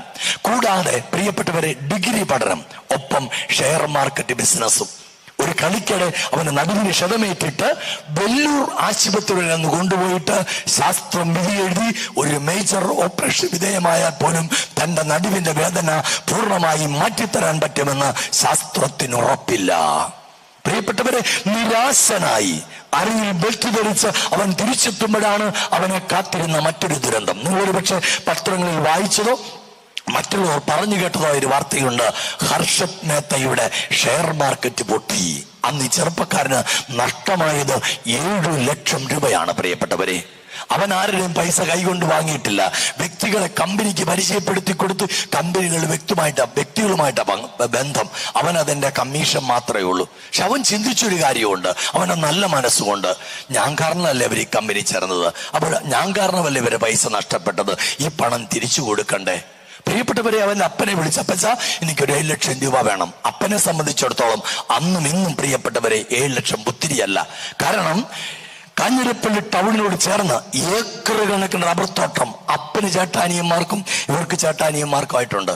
കൂടാതെ പ്രിയപ്പെട്ടവരെ, പെരിന്തൽമണ്ണ എന്ന് പറയുന്ന സ്ഥലത്ത് 100 ഏക്കറോളം റബ്ബർ തോട്ടം സ്വന്തമായിട്ടുള്ളവരാ. അപ്പൻ ചോദിച്ചു, എന്തിനാടാ പൈസ? കമ്പനി പൊട്ടിയാനാ. കമ്പനി പൊട്ടിയതിന് നീ എന്തിനാ കാശ് കൊടുക്കുന്നത്? അപ്പൻ ചെയ്തെന്റെ അഭിമാനത്തിന്റെ പ്രശ്നമാ, എനിക്കൊരു 7 ലക്ഷം രൂപ വേണം. കൊടുക്കാമെന്നേറ്റതല്ലാതെ ചില്ലിക്കാശ് ഈ മകന് വേണ്ടി കൊടുക്കാൻ അപ്പൻ തയ്യാറായില്ല. പ്രിയപ്പെട്ടവരെ, അപ്പച്ച ഞാൻ മരിക്കാൻ പോവുക, എനിക്ക് വേണ്ടി എന്തെങ്കിലും ചെയ്യാമെങ്കിൽ ചെയ്യാൻ പറഞ്ഞ് അവസാനമായിട്ട് അവൻ കത്തെഴുതുക. അപ്പന് ഒരു ആശ്വാസത്തിന്റെ വാക്കോ ഒരു ഫോൺ സന്ദേശമോ ഒരു ദൂതനോ അവനെ തേടി എത്തിയില്ല. പ്രിയപ്പെട്ടവരെ, അവസാനം അവന്റെ ബിസിനസ്സിനിടയ്ക്ക് കേട്ടി തുച്ഛമായ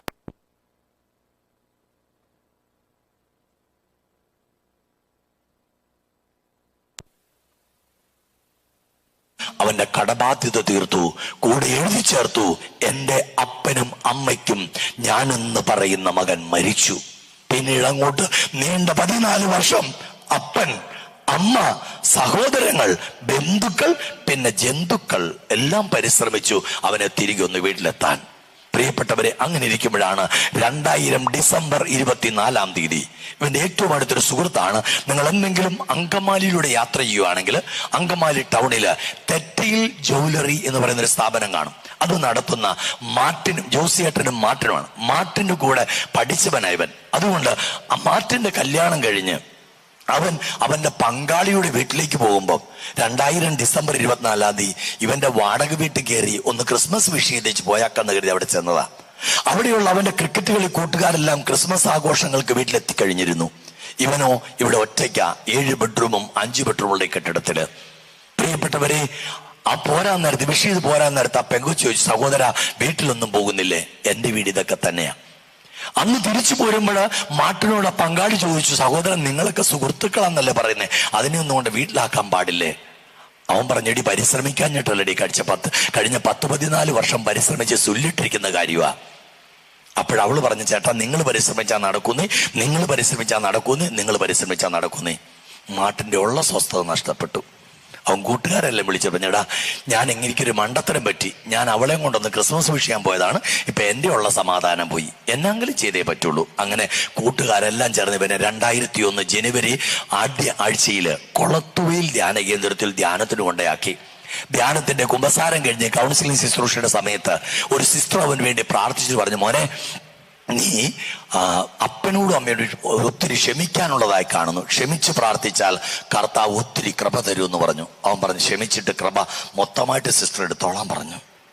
തിരിച്ചു വന്നപ്പോ കൂട്ടുകാർ ചോദിച്ചു, മോനെ നിനക്ക് എന്നാ കിട്ടി? ഒത്തിരി കിട്ടി, ഹോൾസെയിലായിട്ട് സിസ്റ്ററിന് കൊടുത്തിട്ട് പോന്നെന്ന് പറഞ്ഞു. തിരിച്ചു പിറ്റേ ആഴ്ച കറുകുറ്റിക്കുന്നെ പ്രാർത്ഥിക്കാൻ എത്തുമ്പോഴും പ്രിയപ്പെട്ടവരെ, ഈ മാർട്ടിനും ജോസിയേട്ടനും ചേർന്ന് ഇവനെ പിടിച്ചു കിട്ടി എന്ന് പറഞ്ഞ പോലെ പ്രാർത്ഥനയ്ക്ക് കൊണ്ടുവന്നേക്കുക.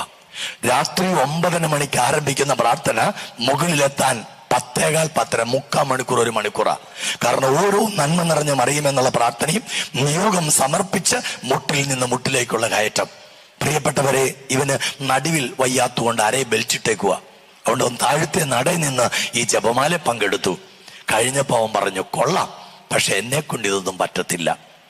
അത് കഴിഞ്ഞ 10:30 കഴിഞ്ഞ 10 മിനിറ്റ് ബ്രേക്ക്, ഒരു ഗ്ലാസ് ചൂടുവെള്ളം കിട്ടാം, ചിലപ്പോൾ ഒരു ഗ്ലാസ് കട്ടൻ ചായ കിട്ടാം. കഴിഞ്ഞ ഉടനെ പള്ളിക്കകത്ത് ആരാധന എഴുന്നള്ളിച്ചു വെച്ച ആരാധനയാണ്.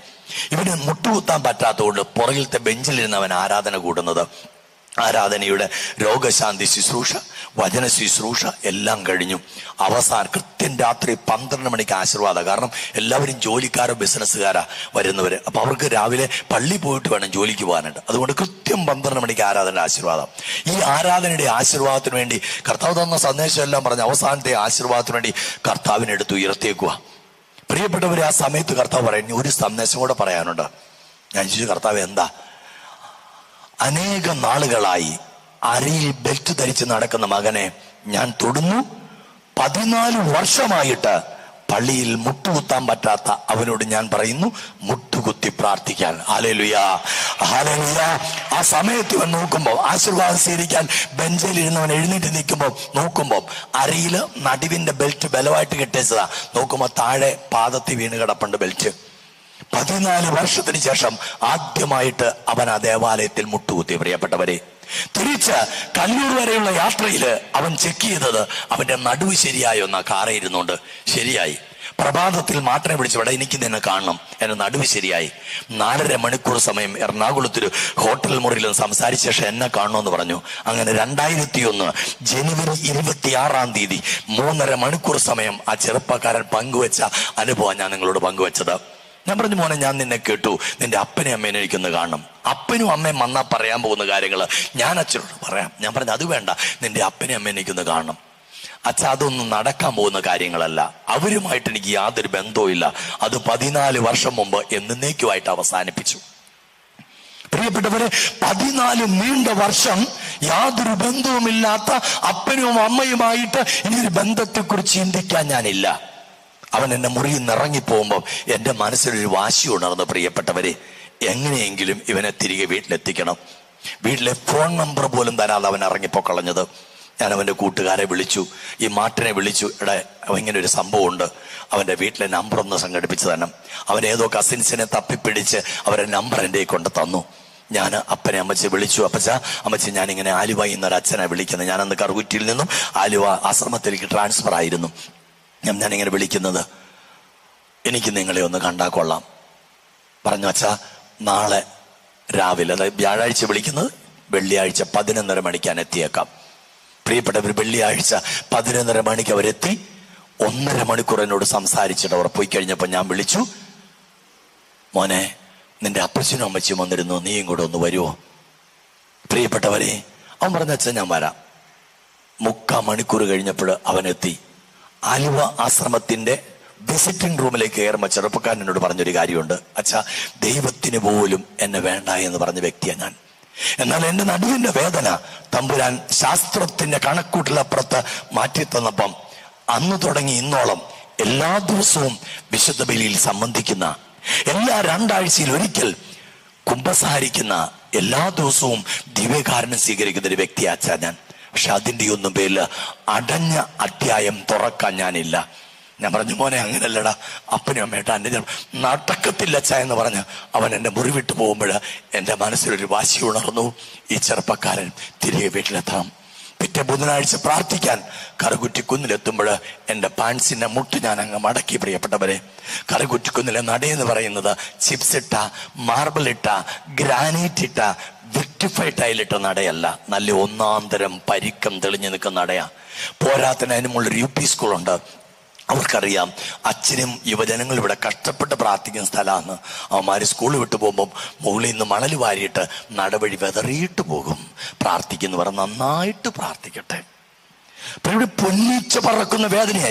ചോദിച്ചു എന്താച്ചാ? ഞാൻ പറഞ്ഞു, മക്കളെ പറയാം. പ്രാർത്ഥിച്ചു. മുകളിലെത്തുമ്പോ വേർത്തു കുളിക്കുക ഞാൻ. കാരണം ഞാൻ ഇട്ടിരിക്കുന്ന ഡ്രസ്സ് മുഴുവൻ നനഞ്ഞ് പിഴിയാവുന്ന രീതിയിലായി. വേദന സഹിക്കാൻ പറ്റുന്നില്ല. മുട്ട് പൊട്ടി ചോര പൊടിയുന്നുണ്ട്. അമ്മയോട് ഞാനൊരു കാര്യം പറഞ്ഞു, അമ്മേ, ഈ മകൻ തിരികെ വീട്ടിലെത്തുവോളം ഞാൻ ഈ നടയിലുണ്ടാകും. 1 അല്ല 2 അല്ല 3 ആഴ്ചകൾക്ക് ശേഷം ഞാൻ ഇവന്റെ അപ്പനെ അമ്മനെ വിളിച്ചു. എനിക്ക് നിങ്ങളെ ഒന്നുകൂടെ കാണണം, വരാമോ എന്ന് ചോദിച്ചു. അന്ന് ഞാൻ വിളിക്കുന്നത് വ്യാഴാഴ്ച. അവർ വെച്ചാൽ വെള്ളിയാഴ്ച വരാം. വെള്ളിയാഴ്ച 11 മണിയായപ്പോൾ അവരെത്തി. അപ്പൊ ഇവര് വരുമെന്ന് ഉറപ്പിച്ചപ്പം ഞാൻ ഇവനോട് പറഞ്ഞാടാ, നിന്റെ അപ്പനും അമ്മയും വരുന്നുണ്ട്, നീ കൂടെ ഒന്ന് വരുമോ? അവൻ പറഞ്ഞു, എന്നെ കിട്ടത്തില്ല, എന്നെ പ്രതീക്ഷിക്കണ്ട, എന്നെ നോക്കണ്ട. ഓക്കെ, ഇവർ വന്നു. ഇവരെ ആലുവാശ്രമത്തിന്റെ പുറകിലുള്ള ജീവസ് കേന്ദ്രം എന്ന് പറയുന്ന ഒരു സെന്ററില് ഒരു ഡയറക്ടറിന്റെ 2 റൂമുണ്ട്. അതിലൊരു മുറിയിൽ ഞാൻ അവനെ ഇരുത്തി ഇവരോട് സംസാരിക്കാൻ തുടങ്ങും. ആശ്രമത്തിരിക്കുന്ന പയ്യൻ പറഞ്ഞ, അച്ഛാ, ഒരാളും കൂടെ അച്ഛനെ കാണാൻ വന്നിട്ടുണ്ട്. ഞാൻ ചെന്ന് നോക്കും, ഇവനെയും കൊണ്ട് അപ്പനും അമ്മയും ഇരിക്കുന്ന മുറിയിലേക്ക് വരുമ്പം അപ്പൻ നോക്കുന്നത് കെട്ടിടത്തിന്റെ ബീമിനൊക്കെ നല്ല കനാണെന്ന്, മകൻ നോക്കുന്ന പുറത്ത് വയ്ക്കുന്ന മരമെല്ലാം ക്രമമായിട്ടാണോ നിൽക്കുന്നതെന്ന്.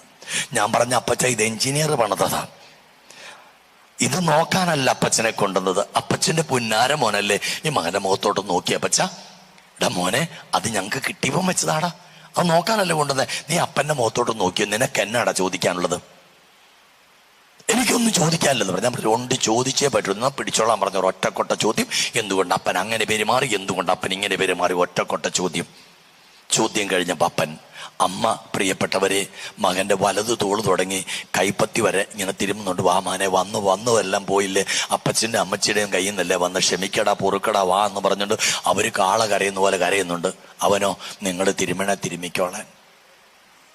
പ്രിയപ്പെട്ടവരെ, അപ്പൻ എന്നോട് പറഞ്ഞു, എക്സ്ക്യൂസ് മീ ഫാദർ. ഞാൻ പറഞ്ഞു, എക്സ്ക്യൂസ്.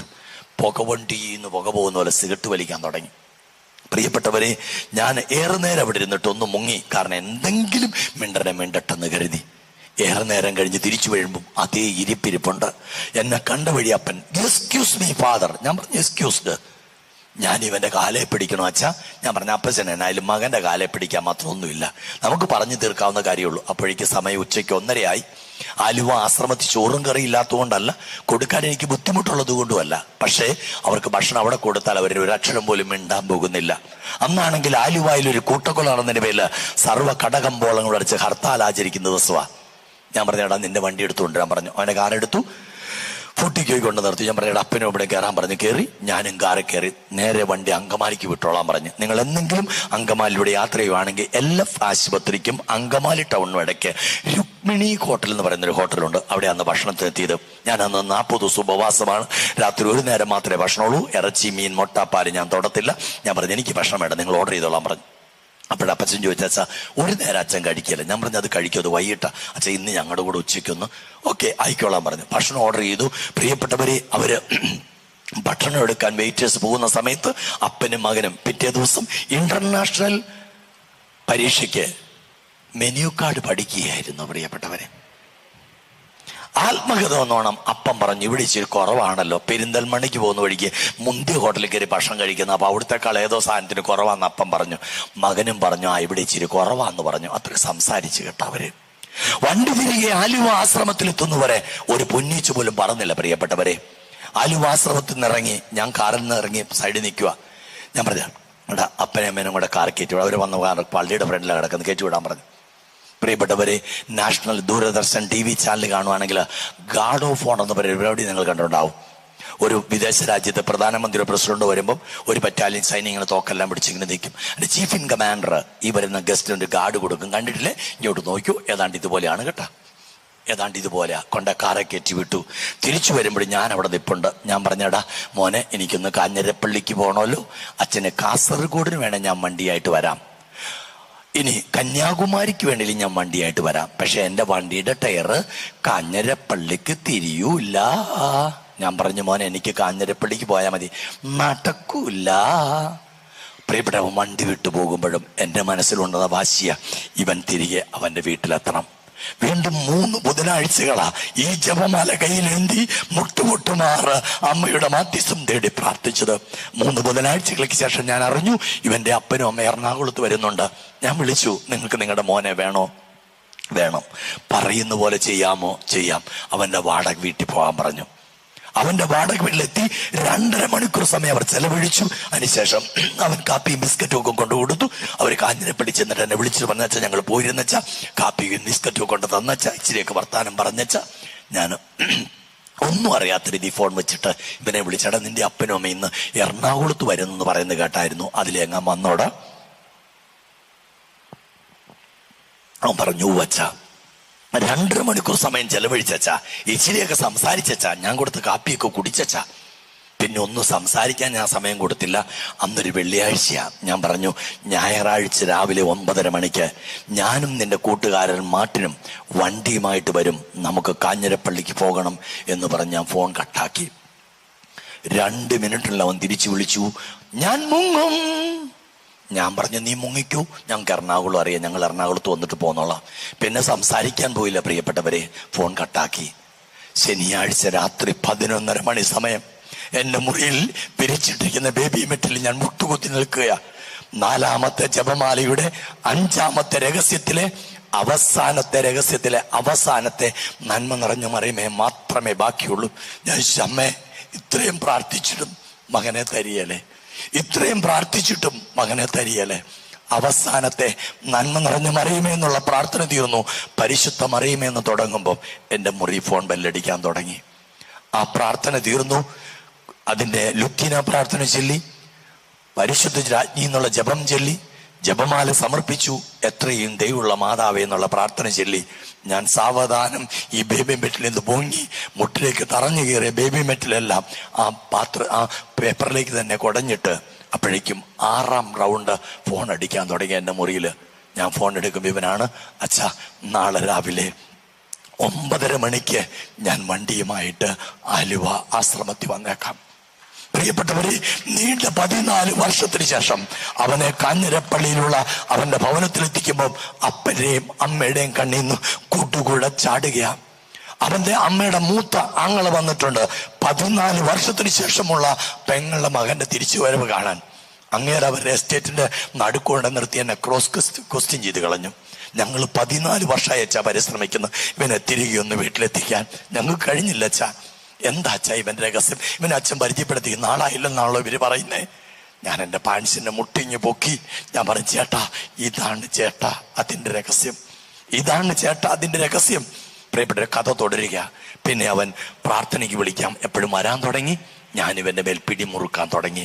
കാരണം ഇവനെ ഒരു ജീവിതാവസ്ഥയിലേക്ക് തിരിച്ചു വിടണം. അങ്ങനെ 4ാമത്തെ സിറ്റിങ്ങില് ഞാൻ പറഞ്ഞു, നീ കല്യാണം കഴിക്കണമെന്ന് പറഞ്ഞു. പറഞ്ഞ അച്ഛാ, എൻ്റെ അപ്പൻ എൻ്റെ ജീവിതത്തിൽ ഇതുവരെ ഇടപെടുമെന്ന് ഞാൻ കാത്തിരുന്നു അച്ഛാ, ഇടപെട്ടില്ല. ഇനി ഞാനൊരു കല്യാണം കഴിച്ചാൽ, എനിക്കൊരു കുഞ്ഞുണ്ടായാൽ അത് ഡിഗ്രി കഴിയുന്നതിന് മുമ്പ് ഞാൻ റിട്ടയർ ചെയ്യേണ്ടി വരും. ഞാൻ പറഞ്ഞു, മോനെ റിട്ടയർമെന്റ് തരെ നിനക്ക് ആയുസ് തന്നെന്ന് ആര് കണ്ടടാ? പ്രിയപ്പെട്ടവരെ, 5ാമത്തെ സിറ്റിങ്ങിൽ കട്ടൻ ഡ്രൈ ആയിട്ട് പറഞ്ഞു, നീ കല്യാണം കഴിച്ചേ പറ്റുള്ളൂ പറഞ്ഞു. അവൻ എന്നോട് തിരിച്ചു വല്ലാത്തൊരു ചോദ്യം ചോദിച്ചു കളഞ്ഞു, അച്ഛൻ എന്തിയെ പെണ്ണ് കെട്ടാഞ്ഞെന്നും. ഞാൻ പറഞ്ഞു, മോനെ ഞാൻ വൈദികനായതുകൊണ്ടാ, നിനക്ക് അങ്ങനെ എന്തെങ്കിലും ചിന്തയുണ്ടെങ്കിൽ ഞാൻ നിന്നെ ഉപദ്രവിക്കത്തില്ലെന്ന് പറഞ്ഞു. പ്രിയപ്പെട്ടവരെ, 2001 ഏപ്രിൽ മാസം 24-ാം തീയതി അന്ന് നിങ്ങളുടെ അടുത്ത് തൃശ്ശൂർ നെല്ലിക്കുന്ന് ഡോൺ ബോസ്കോ മഠത്തിൽ ബഹുമാന്റെ സിസ്റ്റേഴ്സിനെ ധ്യാനം നയിച്ചുകൊണ്ടിരിക്കുക. 24-ാം തീയതി രാത്രി ധ്യാനം, 25 രാവിലെ കുർബാനയോട് അവസാനിക്കുക. ഞാൻ പറഞ്ഞേടാ, നിന്റെ വണ്ടിയായിട്ടൊന്ന് നെല്ലിക്കുന്ന് വരെ വരണം, വണ്ടിക്ക് അത് വേറെ ആരും വേണ്ട, നീ മാത്രം വന്നാൽ മതി. എനിക്ക് വേറെ വണ്ടി കിട്ടാഞ്ഞിട്ടല്ല, എനിക്കിവനെ വേണം. അവനെത്തി തിരിച്ച് കാപ്പിയും കഴിഞ്ഞ് ഞങ്ങൾ തിരിച്ചെറണാകുളത്തേക്ക് യാത്ര ചെയ്യുമ്പോൾ തലൂർ എന്ന് പറയുന്ന സ്ഥലത്തെത്തുമ്പം അവൻ തന്റെ വിവാഹത്തിന് സമ്മതം മൂളി. 2001 നവംബർ 17 കാഞ്ഞിരപ്പള്ളി ബസിലിക്കയിൽ വെച്ച് അവന്റെ വിവാഹം ആശീർവദിച്ചു. എനിക്കൊരു ജീവിതമില്ല എന്ന് എഴുതി തള്ളിയവന്റെ ജീവിതത്തിൽ അമ്മ 2 കുഞ്ഞുങ്ങളെ, പെൺകുഞ്ഞുങ്ങളാണ് അവനെ കെട്ടിച്ച്, 2 കുഞ്ഞുങ്ങൾ പെൺകുട്ടികളാ. 2 പേരെ മാമോദിസ ആലുവ സെന്റ് ഡൊമിനിക് പള്ളിയിൽ വെച്ചും, പിന്നീട് അവർ രാത്രി കുർബാന സ്വീകരണവും സ്ഥൈര്യലേപനവും സെന്റ് ജോസഫ് പള്ളി മംഗലപ്പുഴ ആലുവായി തന്നെയുള്ള പള്ളിയാണ്, അവിടെ വെച്ചും ഞാൻ തന്നെയാണ് നിർവഹിച്ചത്. പ്രിയപ്പെട്ട ഒരു ജ്യോതി സെക്യൂരിറ്റീസിന്റെ ജനറൽ മാനേജറായിട്ട് അവൻ കൊറോണ കഴിഞ്ഞുള്ള സമയത്ത് റിട്ടയർ ചെയ്തു. ഇന്ന് കാഞ്ഞിരപ്പള്ളിയിലേക്ക് അവൻ താമസം മാറ്റി. അവൻ പറയുന്നൊരു കാര്യമുണ്ട്, അച്ഛാ, ജീവിതം എനിക്കില്ല എന്ന് എഴുതി തള്ളിയ എൻ്റെ ജീവിതത്തിൽ അമ്മ എനിക്ക് തന്ന മാധ്യസ്ഥത്തിന്റെ ശക്തിയാണ് എൻ്റെ ജീവിതം. ഹല്ലേലൂയ. സ്വരത്തിൽ പറഞ്ഞേ ഹല്ലേലൂയ, ഹല്ലേലൂയ, ഹല്ലേലൂയ. നമുക്കൊന്ന് എഴുന്നേറ്റ് നിൽക്കാം. ഇവിടെ ഒരു ഗാനം പാടിയ ശേഷം ബാക്കി നമുക്ക് കേൾക്കാം. നമുക്ക് ചേർന്ന് കരങ്ങളടിച്ചൊരു ഗാനം പാടി നമുക്ക് ദൈവത്തെ ഒന്ന് മഹത്വപ്പെടുത്താം. എല്ലാവരും ചേർന്ന് പരിശുദ്ധ അമ്മയോട് ചേർന്ന് ദൈവത്തെ മഹത്വപ്പെടുത്തിക്കൊണ്ട് നമുക്കൊരു ഗാനം പാടി ദൈവത്തെ ഒന്ന് മഹത്വപ്പെടുത്താം. എല്ലാവരും ചേർന്ന് കരങ്ങൾ അടിച്ച് പാടാം. നമുക്ക് ഈ ഗാനം ആലപിക്കുമ്പോൾ താളത്തിൽ കരങ്ങൾ അടിച്ച് ശക്തിയോടെ ചേർന്ന് പാടാം.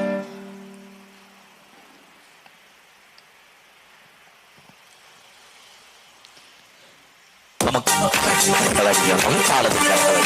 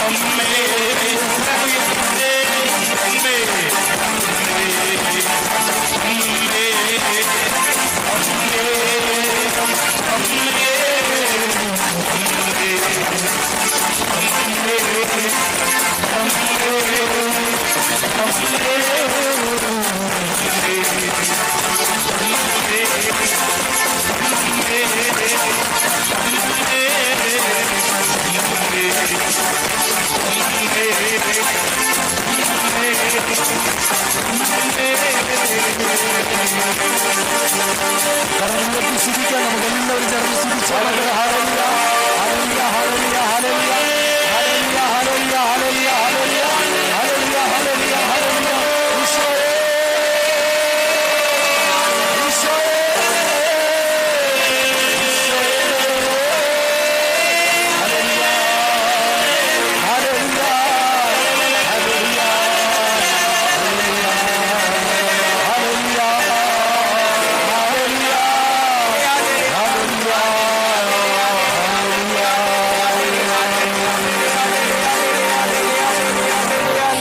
ചേർന്നത് പ്രാർത്ഥിച്ച മക്കളെ, നന്മ നിറഞ്ഞ മറിയമേ സ്വസ്തി. കർത്താവ് അങ്ങയോടുകൂടെ സ്ത്രീകളിൽ അങ്ങ് അനുഗ്രഹിക്കപ്പെട്ടവളാകുന്നു. അങ്ങയുടെ ഉദരത്തിൻ ഫലമായ ഈശോ അനുഗ്രഹിക്കപ്പെട്ടവനാകുന്നു. പരിശുദ്ധ മറിയമേ തമ്പുരാന്റെ അമ്മേ, പാപികളായ ഞങ്ങൾക്ക് വേണ്ടി ഇപ്പോഴും ഞങ്ങളുടെ മരണസമയത്തും തമ്പുരാനോട് അപേക്ഷിക്കണമേ.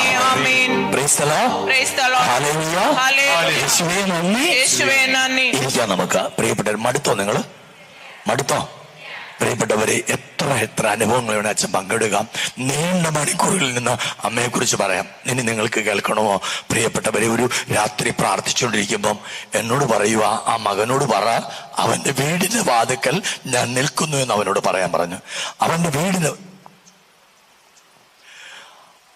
വീടിന്റെ വാതിക്കൽ ഞാൻ നിൽക്കുന്നു എന്ന് പറഞ്ഞു. എനിക്ക് അതിന്റെ അർത്ഥം ഒന്നും മനസ്സിലായില്ല. ഞാൻ ആ സഹോദരൻ പറഞ്ഞു, സഹോദര, കർത്താവിൻ സഹോദരന്റെ ഭവനത്തിന്റെ വാതിക്കൽ നിൽക്കുന്നു എന്ന് പറയാൻ എന്നോട് പറഞ്ഞു. ആ മനുഷ്യന് അത്രയും കൂടെ മനസ്സിലായില്ല. പ്രിയപ്പെട്ടവരെ, ഒരു വീട് വെച്ചിട്ട് സ്വന്തമായിട്ടൊരു വാതിൽ വെക്കാൻ പൈസ ഇല്ലാത്തത് കൊണ്ട് വീടിന്റെ ആ വാതിലിന്റെ ഷേപ്പില് റീപ്പർ കൊണ്ട് വാതിലുണ്ടാക്കിയിട്ട് അത് രണ്ടു വശത്തും പ്രിയപ്പെട്ട ചാക്ക് വെച്ച് അടിച്ചിട്ട് അത് ഭിത്തിയോട് ചേർത്ത് വെച്ച് കെട്ടിയിട്ട് അതിന് ഒരു കയർ കയ്യിലും ഒരു കയർ കാലിലും കെട്ടിയ ഈ മനുഷ്യൻ കിടന്നുറങ്ങുന്നത് വീട്ടിലോർക്ക് സംരക്ഷണമായിട്ട്. ആ മനുഷ്യനോട് പറയുന്നത്, നിന്റെ വാതുക്കൾ ഞാൻ നിൽക്കുന്നു. പിറ്റേ പ്രഭാതത്തില് രാത്രി 12 മണിക്ക് പ്രാർത്ഥനയും കഴിഞ്ഞ് പോയി കിടന്നുറങ്ങി. രാവിലെ എഴുന്നേറ്റ് പള്ളി പോകാൻ വാതിലിനെ കെട്ടൊക്കെ അഴിച്ച് മാറ്റി വെക്കുമ്പോ ഭാര്യയുടെ ആങ്ങള് വന്ന് വാതുക്ക നിൽക്കുക. അളിയ, വീട് വെച്ചിട്ടൊരു വാതിൽ വെക്കാൻ പറ്റിയില്ലല്ലേ? ഞാൻ അറിഞ്ഞളിയ, പക്ഷെ 10 പൈസ എനിക്ക് ഒത്തു കിട്ടിയില്ല. ഇപ്പൊ എനിക്കൊരു 10,000 രൂപ ഒത്തു കിട്ടി. അതുമായിട്ട് ഞാൻ വന്നതാ. അളിയ, ഒരു വാതിൽ വെക്ക്. പ്രിയപ്പെട്ടവരെ, 4.5 കിലോമീറ്റർ സൈക്കിൾ ചവിട്ടി പ്രഭാതത്തിൽ വന്നേക്കുവാ. അച്ഛാ, ഇന്നലെ രാത്രി പ്രാർത്ഥിച്ചു പറഞ്ഞില്ലേ കർത്താവ് വാതിക്ക് നിൽക്കുന്നു. ദേ ഇതാ അച്ഛാ, ഇതാ പ്രിയപ്പെട്ടവരെ അമ്മയുടെ മാധ്യസ്ഥത്തിന്റെ ശക്തി. അമ്മ നമ്മളെ തള്ളിക്കളയത്തില്ല. നിന്റെ ജീവിതത്തിന്റെ നൊമ്പരങ്ങളിൽ ആരോടും പങ്കുവെക്കാൻ പറ്റാത്ത വിധം നമ്മുടെ മനസ്സ് പെടയുമ്പം, എല്ലാ വഴികളും നമുക്ക് മുമ്പിൽ അടഞ്ഞെന്ന് തോന്നുമ്പോൾ അമ്മ നമുക്ക് സഹായമായിട്ടുണ്ടാകും. Hallelujah hallelujah hallelujah. അമ്മ നമുക്ക് സഹായമായിട്ടുണ്ടാവും. പ്രിയപ്പെട്ടവരെ, മരണത്തിന്റെ പടിവാതിക്കൽ നിന്ന് പിടിച്ചു വാങ്ങിയിട്ടുണ്ട് ജീവിതങ്ങളെ. പച്ചാളം പോണക്കര പൊറ്റക്കുഴിക്ക് പള്ളിക്കടുത്ത് താമസിക്കുന്ന ഒരു മനുഷ്യൻ, ജോസിയേട്ടൻ എന്ന അദ്ദേഹത്തിന്റെ പേര്. അദ്ദേഹം ഞങ്ങൾ ബുധനാഴ്ച രാത്രി പ്രാർത്ഥന കഴിഞ്ഞ് പിരിഞ്ഞതാ. ശനിയാഴ്ച 12 മണിയോട് അടുത്തപ്പോൾ ഒരു ഫോൺ കോൾ വരുക. അപ്പോഴ് ആശ്രമത്തിൽ അന്ന് നമുക്ക് മൊബൈലുള്ള സമയമൊന്നും അല്ല. അപ്പോഴ് ആശ്രമത്തിക്ക് അച്ഛാ ഒരു ഫോണുണ്ട്. ഞാൻ പറഞ്ഞു, മോനെ ഞാൻ ഉറങ്ങിയിട്ടില്ലടാ, ഞാൻ ഒരു കാര്യം ചെയ്തുകൊണ്ടിരിക്കുക, നീ ഇന്റർകോം കണക്ട് ചെയ്തോളാൻ പറഞ്ഞു. അവൻ മുറിയിലേക്ക് ഫോൺ കണക്ട് ചെയ്തു. ഞാൻ ഫോൺ എടുക്കുമ്പോൾ ഈ മകനാ കരയുക, അപ്പച്ചൻ അപ്പച്ചൻ അപ്പച്ചൻ. ഞാൻ പറഞ്ഞു, മോനെ എന്നാ പറ്റിയിടാ? അപ്പച്ചന് വാവിട്ട് കരയുക. ഞാൻ അവസാനം അവൻ പറഞ്ഞൊപ്പിച്ച, അച്ഛാ അപ്പച്ചന് സിവിയർ അറ്റാക്കാ.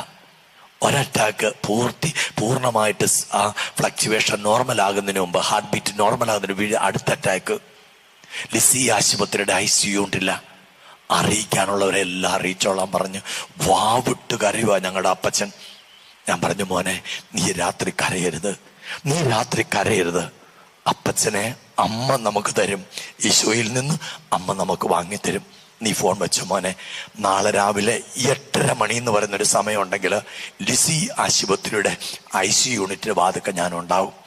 നീ ഫോൺ വെച്ചോ മോനെ, ഒന്നും സംഭവിക്കത്തില്ലടാ.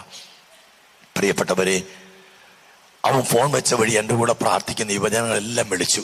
മക്കളെ, ഒന്നല്ലെങ്കിൽ ബേബി മെറ്റില്, അല്ലെങ്കിൽ ഉപ്പ് കല്ലിട്ടു, മുട്ടുകുത്തിക്കോ, ജപമാല കയ്യിലെടുത്തു. നമ്മുടെ ജോസിയേട്ടനെ നമുക്ക് വേണം, അമ്മയോട് പറയണം, തിരുപ്പുത്രയിൽ നിന്ന് ആ മകനെ ഞങ്ങൾക്ക് തിരികെ വേണമെന്ന്. വെളുപ്പിന് 4 മണി 5 മണിയായപ്പോൾ എല്ലാവരും തിരിച്ചു വിളിക്കാൻ തുടങ്ങി. അച്ഛാ, നമുക്ക് ജോസിയേട്ടനെ കിട്ടും. ഞാൻ പറഞ്ഞു, നമുക്ക് കിട്ടണം. വെളുപ്പിന് വിശുദ്ധ കുർബാനയും കഴിഞ്ഞ് ഞാൻ പ്രിയപ്പെട്ടവരെ 8:30 മണി നടിക്കുമ്പം ലിസി ആശുപത്രിയുടെ ICU വാതിക്കലെത്തി. ഈ പയ്യനെന്നെ കണ്ട് കരഞ്ഞോട്. ഞാൻ വാ ഒത്തിപ്പിടിച്ചു. കാര്യം ഭാര്യയും പെങ്ങന്മാരും പെമ്മക്കളും ഒക്കെ അവിടെ കിടന്ന് ഉറങ്ങുന്നുണ്ട്. പാപങ്ങള് രാത്രി മുഴുവൻ കാവലിരുന്നിട്ട്. ഞാൻ പറഞ്ഞു, മോനെ അവരാരെ ഉണർത്തണ്ട, ഞാനൊന്ന് കാണട്ടെ മാനെ. ICU വാതിക്ക് മുട്ടി സിസ്റ്റർ ഒന്ന് തുറന്നു. ഞാൻ പറഞ്ഞു, സിസ്റ്റർ ഇങ്ങനെ കൊണ്ടച്ച ഉള്ളിലേക്ക് കയറാൻ പറഞ്ഞു. എന്നെ മാത്രമേ കയറ്റുള്ളൂ, അവനെ കയറ്റിയില്ല. കയറി വാതിലടച്ചപ്പോൾ സിസ്റ്റർ എന്നോട് പറഞ്ഞ, അച്ഛാ ശാസ്ത്രത്തിന്റെ ഭാഷ പറഞ്ഞ ഹോപ്പ്ലെസ്സാ, സെക്കൻഡ് സെഡേഷനിലാണ് കിടക്കുന്നത്, ഫ്ലക്ച്വേഷൻ നോർമൽ ആകുന്നില്ല, ശാസ്ത്രത്തിന്റെ ഭാഷ പറഞ്ഞാൽ തീർന്നു. എന്നിട്ട് എന്നോട് സിസ്റ്റർ പറഞ്ഞു, അച്ഛൻ വന്നല്ലേ നമുക്ക് അന്ത്യകൂദാശം കൂടെ കൊടുത്തേക്കാന്ന്. പ്രിയപ്പെട്ടവരെ, ഈ മനുഷ്യന്റെ അടിയിലേക്ക് ഞാൻ മാറി നിൽക്കുമ്പോൾ ഈ മനുഷ്യന്റെ നെഞ്ചിൽ നിന്ന് ഇനി ഒരു ട്യൂബ് പോലും മോണിറ്ററിലേക്ക് പിടിപ്പിക്കാനില്ല. അതുപോലത്തെ അവസ്ഥയില ഈ മനുഷ്യന്റെ ശിരസിന് മുകളിൽ കൈ ഞാൻ ഇങ്ങനെ പിടിച്ചു പറഞ്ഞ, അമ്മേ ഇന്നലെ രാത്രി മുഴുവനും ഞങ്ങള് കരഞ്ഞു പ്രാർത്ഥിച്ചത് ഈ മകന് വേണ്ടിയിട്ടാ, ഈ മകന് വേണ്ടിയിട്ടാ. ഞങ്ങൾക്ക് വേണം അമ്മേ ഈ മകനെ. തിരിച്ചു പിടിച്ച് 2 മിനിറ്റ് നേരം ഹൃദയത്തിൽ സ്തുതിച്ചു കാണും. പ്രിയപ്പെട്ടവരെ, സെക്കൻഡ് സെഡേഷനിൽ കിടക്കുന്ന ഈ മനുഷ്യൻ പ്രൈസ് ദി ലോർഡും പറഞ്ഞു എഴുന്നേറ്റ് വരുവാ. ഞാൻ പറഞ്ഞ കിടക്കിയാട്ടാ.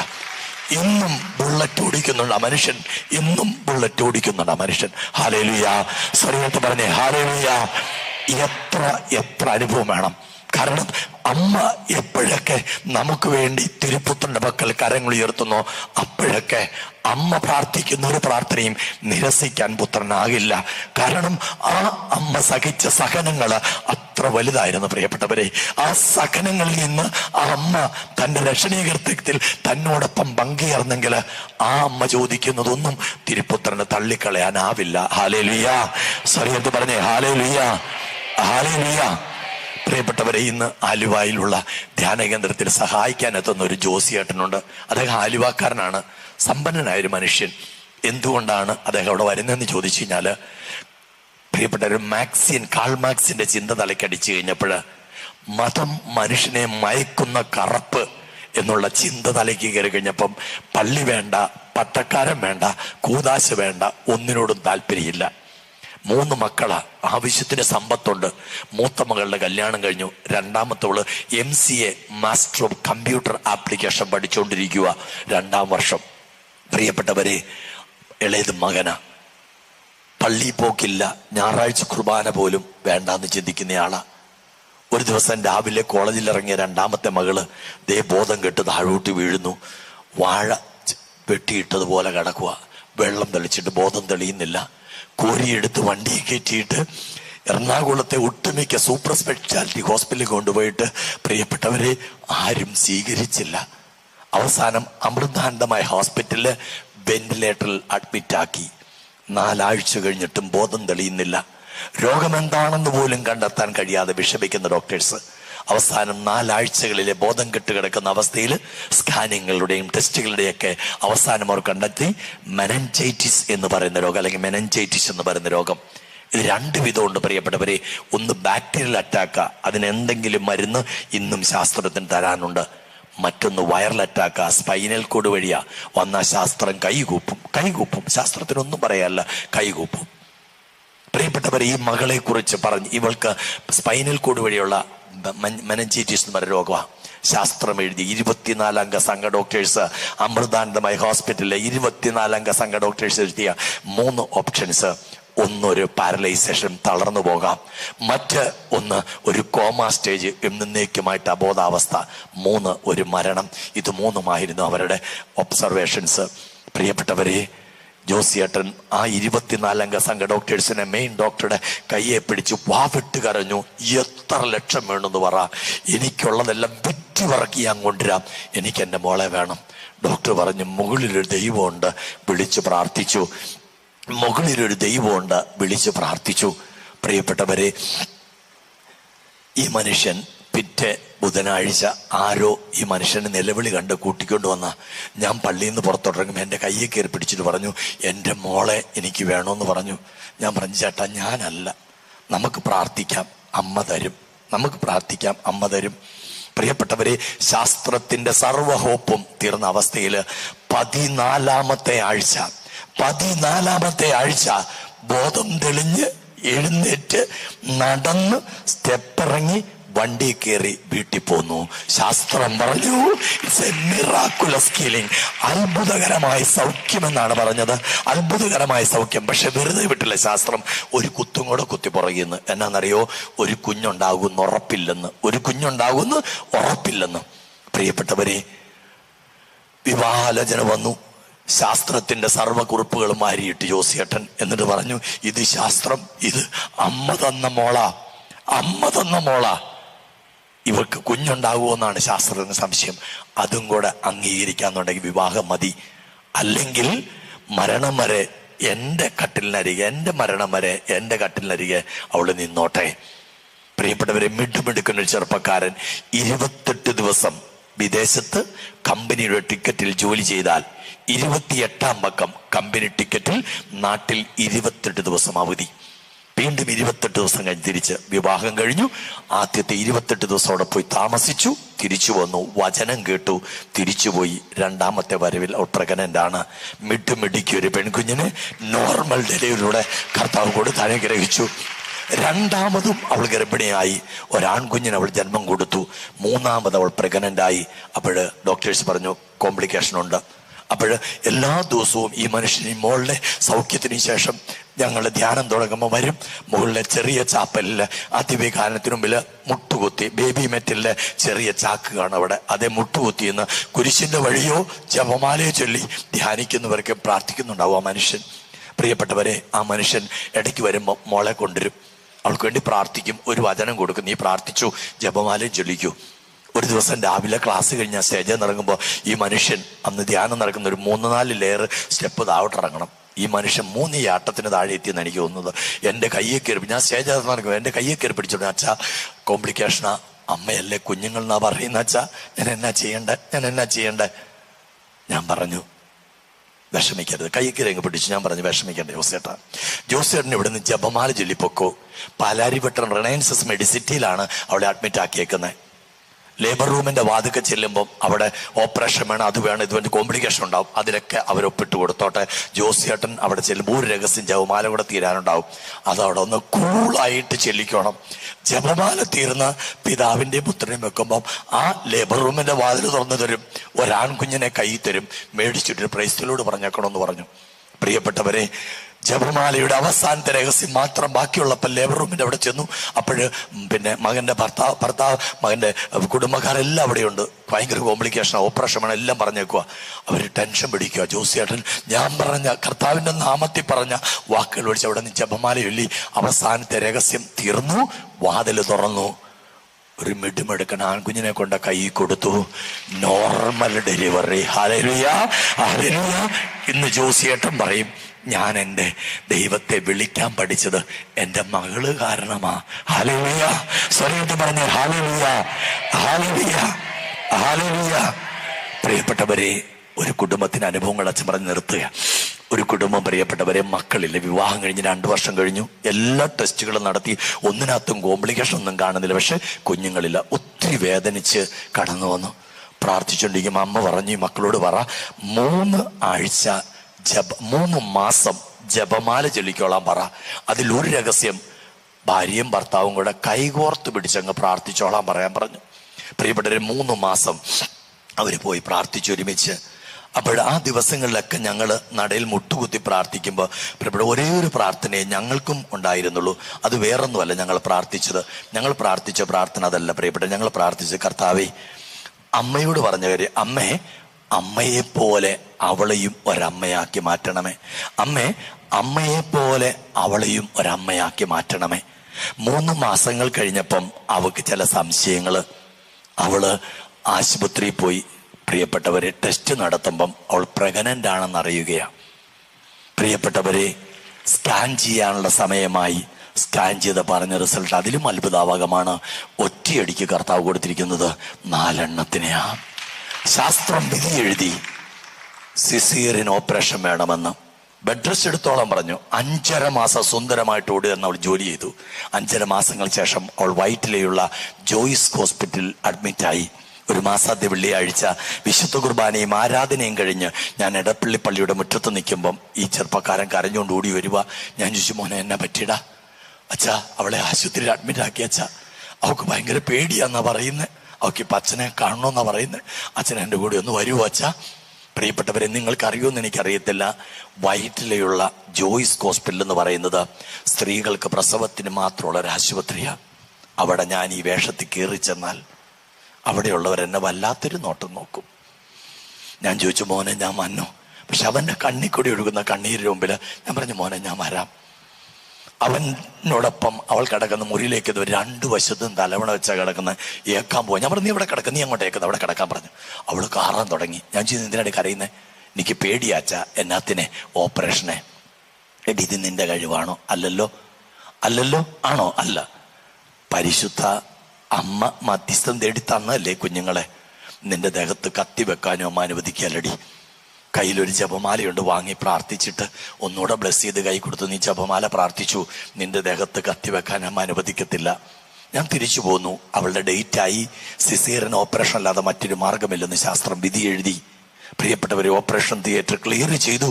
ഒരിക്കൽ കൂടി ഡോക്ടർ മുറിയിലെത്തും. ഡോക്ടർക്ക് ഒരു സംശയം, ഒരു നോർമൽ ഡെലിവറിക്ക് ട്രൈ ചെയ്താലോ? ട്രിപ്പ് സ്റ്റാർട്ട് ചെയ്തു. നോർമൽ ഡെലിവറിയിലൂടെ 3 ആൺകുഞ്ഞുങ്ങൾക്കും 1 പെൺകുഞ്ഞിനും അവൾ ജന്മം കൊടുത്തു. Hallelujah, hallelujah, hallelujah, hallelujah, hallelujah. ഇന്ന് ഈ കുഞ്ഞുങ്ങൾ വളർന്ന് പ്രിയപ്പെട്ടവരെ ഒത്തിരി വലിയവരായി. അവർക്ക് BCom ഒക്കെ പഠിക്കുന്ന അവസ്ഥയിലേക്ക് എത്തിയിട്ടുണ്ട്. അവരുടെ ഫോട്ടോ ഞാൻ കാണിച്ചാൽ 4 കുഞ്ഞുങ്ങൾ, 3 ആൺകുട്ടികളും 1 പെൺകുഞ്ഞുമാണ് കേട്ടോ. ഹല്ലേലൂയ. സോറി എന്ന് പറഞ്ഞേ. Hallelujah, hallelujah, hallelujah, hallelujah. പ്രിയപ്പെട്ടവരെ, ഇടയ്ക്ക് ജോർജ് എന്ന് പറഞ്ഞ അവരുടെ അപ്പച്ചൻ്റെ പേര് ഇടയ്ക്ക് എന്നെ ജോർജ് വിളിക്കാറുണ്ട്. അവന് അന്ന് ജോലി ചെയ്തിരുന്നത് നമ്മുടെ എറണാകുളം MG റോഡിൽ KSRTC സ്റ്റാൻഡിലേക്ക് തിരിയുന്ന തൊട്ടപ്പുറത്ത് കാണുന്ന മുത്തൂറ്റ് ടവേഴ്സിൽ വർക്ക് ചെയ്യുന്ന ആലപ്പാട്ട് ഫാഷൻ ജ്വല്ലറിയിലാണ്. ഇന്ന് ഈ കുഞ്ഞുങ്ങളുടെ അപ്പം ജോലി ചെയ്യുക എറണാകുളം MG റോഡിന്റെ ആരംഭത്തിൽ കാണുന്ന ആലപ്പാട്ട് ഹെറിറ്റേജ് എന്ന് പറയുന്ന സ്ഥാപനത്തിലാണ്. ഇടയ്ക്ക് തന്നെ ജോർജ് വിളിക്കാറുണ്ട്. അച്ഛൻ ഇന്ന് തൃശ്ശൂരിൽ നിന്ന്, ഇന്ന് തൊടുപുഴയിൽ നിന്ന് ഒരു പാർട്ടീസ്, അല്ലെങ്കിൽ മൂവാറ്റുപുഴയിൽ നിന്ന് ഒരു പാർട്ടീസ് സ്വർണ്ണം എടുക്കാൻ വന്നിരുന്ന അച്ഛാ. അവർ ജോർജിനെ അന്വേഷിച്ചു. കാരണം ഞാൻ എവിടെയെങ്കിലും ധ്യാനിപ്പിക്കാൻ പോയി സംഭവമൊക്കെ പറയാറുണ്ട്. അപ്പൊ ജോർജ്, നമ്മൾ തോമാശ്രീയുടെ മക്കളും ഫ്രാൻസിസ് സേവറിന്റെ മക്കളും അല്ലേ, കണ്ടാലും കൊണ്ടാലും വിശ്വസിക്കത്തുള്ളൂ കേട്ടോ. കാരണം ജോർജിനെ അന്വേഷിക്കും. ആ കടയിലാണ് 4 ജോർജുമാരുണ്ട്. 4 പേരും വരും, എന്നെയാണോ. ഞാൻ വീട്ടുപേരൊക്കെ പറയാറുണ്ട്, നാനാട്ടെന്ന്, അതൊക്കെ മറന്നുപോകും. അപ്പൊ അവിടെ ചെന്നിട്ട് അവസാനം ഗത്യന്തില്ലാതെ പോയി ചോദിക്കും, ഒറ്റയടിക്ക് 4 കിട്ടിയ ഭാഗ്യവാൻ ആരാന്ന്. ഞാൻ പറയും, മോനെ പറഞ്ഞോടെ, അതൊരു സാക്ഷിവാ. എത്ര അനുഭവം പറഞ്ഞാലും തീരില്ല മക്കളെ. കാരണം അമ്മയുടെ പക്കൽ കണ്ണുനീരോടെ ചോദിച്ചാൽ അമ്മയ്ക്ക് തള്ളിക്കളയാനാവില്ല. അമ്മ സ്വന്തം ശക്തി കൊണ്ടല്ല തരിക. അമ്മ തിരുപുത്രന്റെ പക്കലെ. നമ്മൾ വിചാരിച്ചേക്കരുത് പ്രിയപ്പെട്ടൊരു അമ്മയാ തരുന്നെന്ന്. അല്ല, അമ്മ ഈ ബലിപീഠത്തിൽ കൊണ്ട് നിർത്തും. എന്നിട്ട് പുത്രനോട് പറയും, കൊച്ച് എന്നെയൊക്കെ ചോദിക്കുന്നുണ്ട്, എന്നാന്ന് വെച്ചാ നീ ചെയ്തു കൊടുക്ക്. എന്നിട്ട് നമ്മളോട് എന്നാ പറയുന്നറിയോ? അവൻ പറയുന്നത് പോലെ ചെയ്യുക. എന്നാ പറയുന്നത്? അവൻ പറയുന്നത് പോലെ ചെയ്യുക. പ്രിയപ്പെട്ടവരെ, ഇന്ന് നമ്മളാക്കി മാറ്റാനായിട്ട് നമ്മുടെ ജീവിതത്തിൽ ഇന്ന് നമ്മളെ നേരെ സ്നേഹിക്കുന്ന അമ്മ. ഇനി നിങ്ങൾ മനസ്സിലാക്കേണ്ട ഒരു കാര്യമുണ്ട്. ഈ ജപമാല പ്രാർത്ഥന പരിശുദ്ധ അമ്മയോടുള്ള പ്രാർത്ഥനയാണെന്ന് ആരും തെറ്റിദ്ധരിച്ചേക്കരുത് കേട്ടോ. അമ്മയോടുള്ള പ്രാർത്ഥനയല്ല ജപമാല. വിശുദ്ധ ജോൺ പോൾ 2 പാപ്പ വ്യക്തമായി പഠിപ്പിക്കുന്നു, അമ്മയുടെ മടിയിലിരുന്ന യേശുവിന്റെ രക്ഷണീയ കൃത്യങ്ങളെ ധ്യാനിക്കലാണ് ജപമാല. 20 രഹസ്യം ജപമാലകളിൽ 18 രഹസ്യവും പരിശുദ്ധ അമ്മയ്ക്ക് ഗബ്രിയേൽ ദൂതനിലൂടെ ലഭിക്കുന്ന മംഗളവാർത്ത തുടങ്ങി പരിശുദ്ധാത്മാവിന്റെ ആഗമനം വരെയുള്ള 18 രഹസ്യങ്ങളും യേശുവിന്റെ ജീവിതത്തിലെ രക്ഷാകര രഹസ്യങ്ങളാണെങ്കിൽ, അവസാനത്തെ മഹിമയുടെ 2 രഹസ്യങ്ങള് പ്രിയപ്പെട്ടവരെ സഭ നമ്മളെ പഠിപ്പിക്കുന്ന വിശ്വാസ സത്യങ്ങളുമാണ്. അമ്മയുടെ സ്വർഗ ആരോപണവും അമ്മയുടെ രാജ്ഞീപദവും. Praise the Lord. Hallelujah, hallelujah, hallelujah. അമ്മയോടുള്ള പ്രാർത്ഥനയല്ല, അമ്മയുടെ മടിയിൽ നിന്ന് യേശുവിന്റെ രക്ഷണീയ കൃത്യങ്ങളെ ധ്യാനിക്കുക.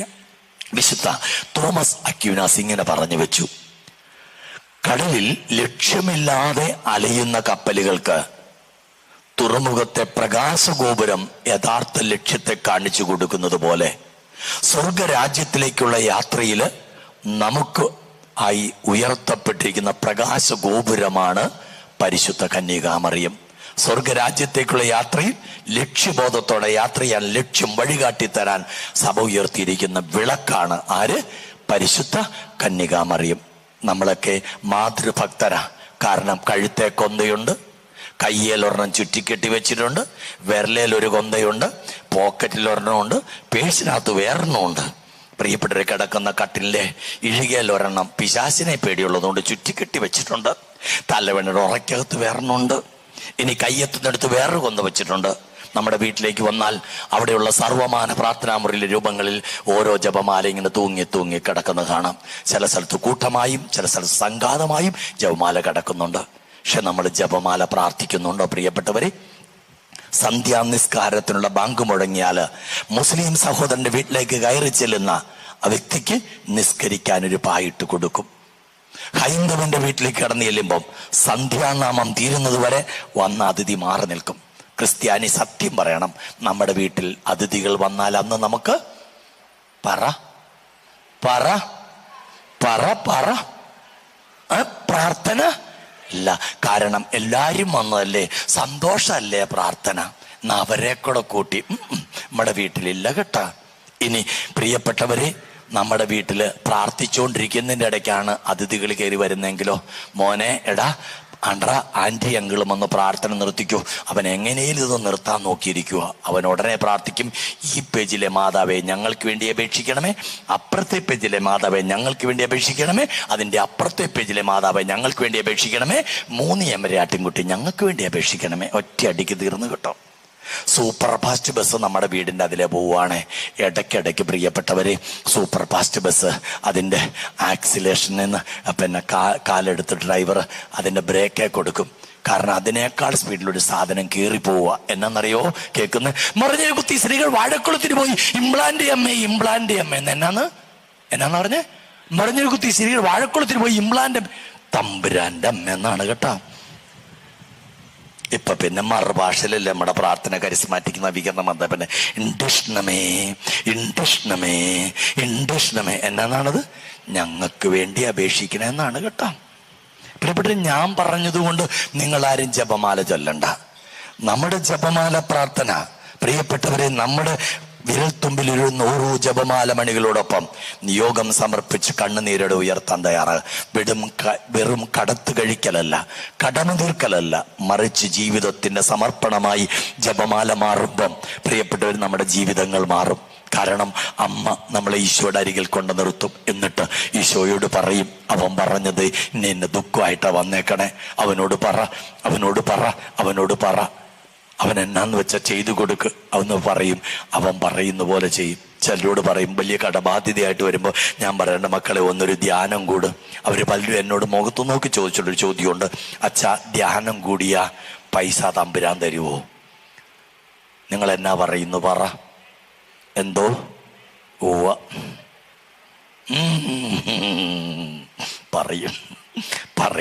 പറയും നമ്മൾ പറയും. നമ്മൾ അങ്ങനെയാണല്ലോ. പ്രിയപ്പെട്ടവരെ, വളരെ പ്രധാനപ്പെട്ടൊരു കാര്യമാണ്.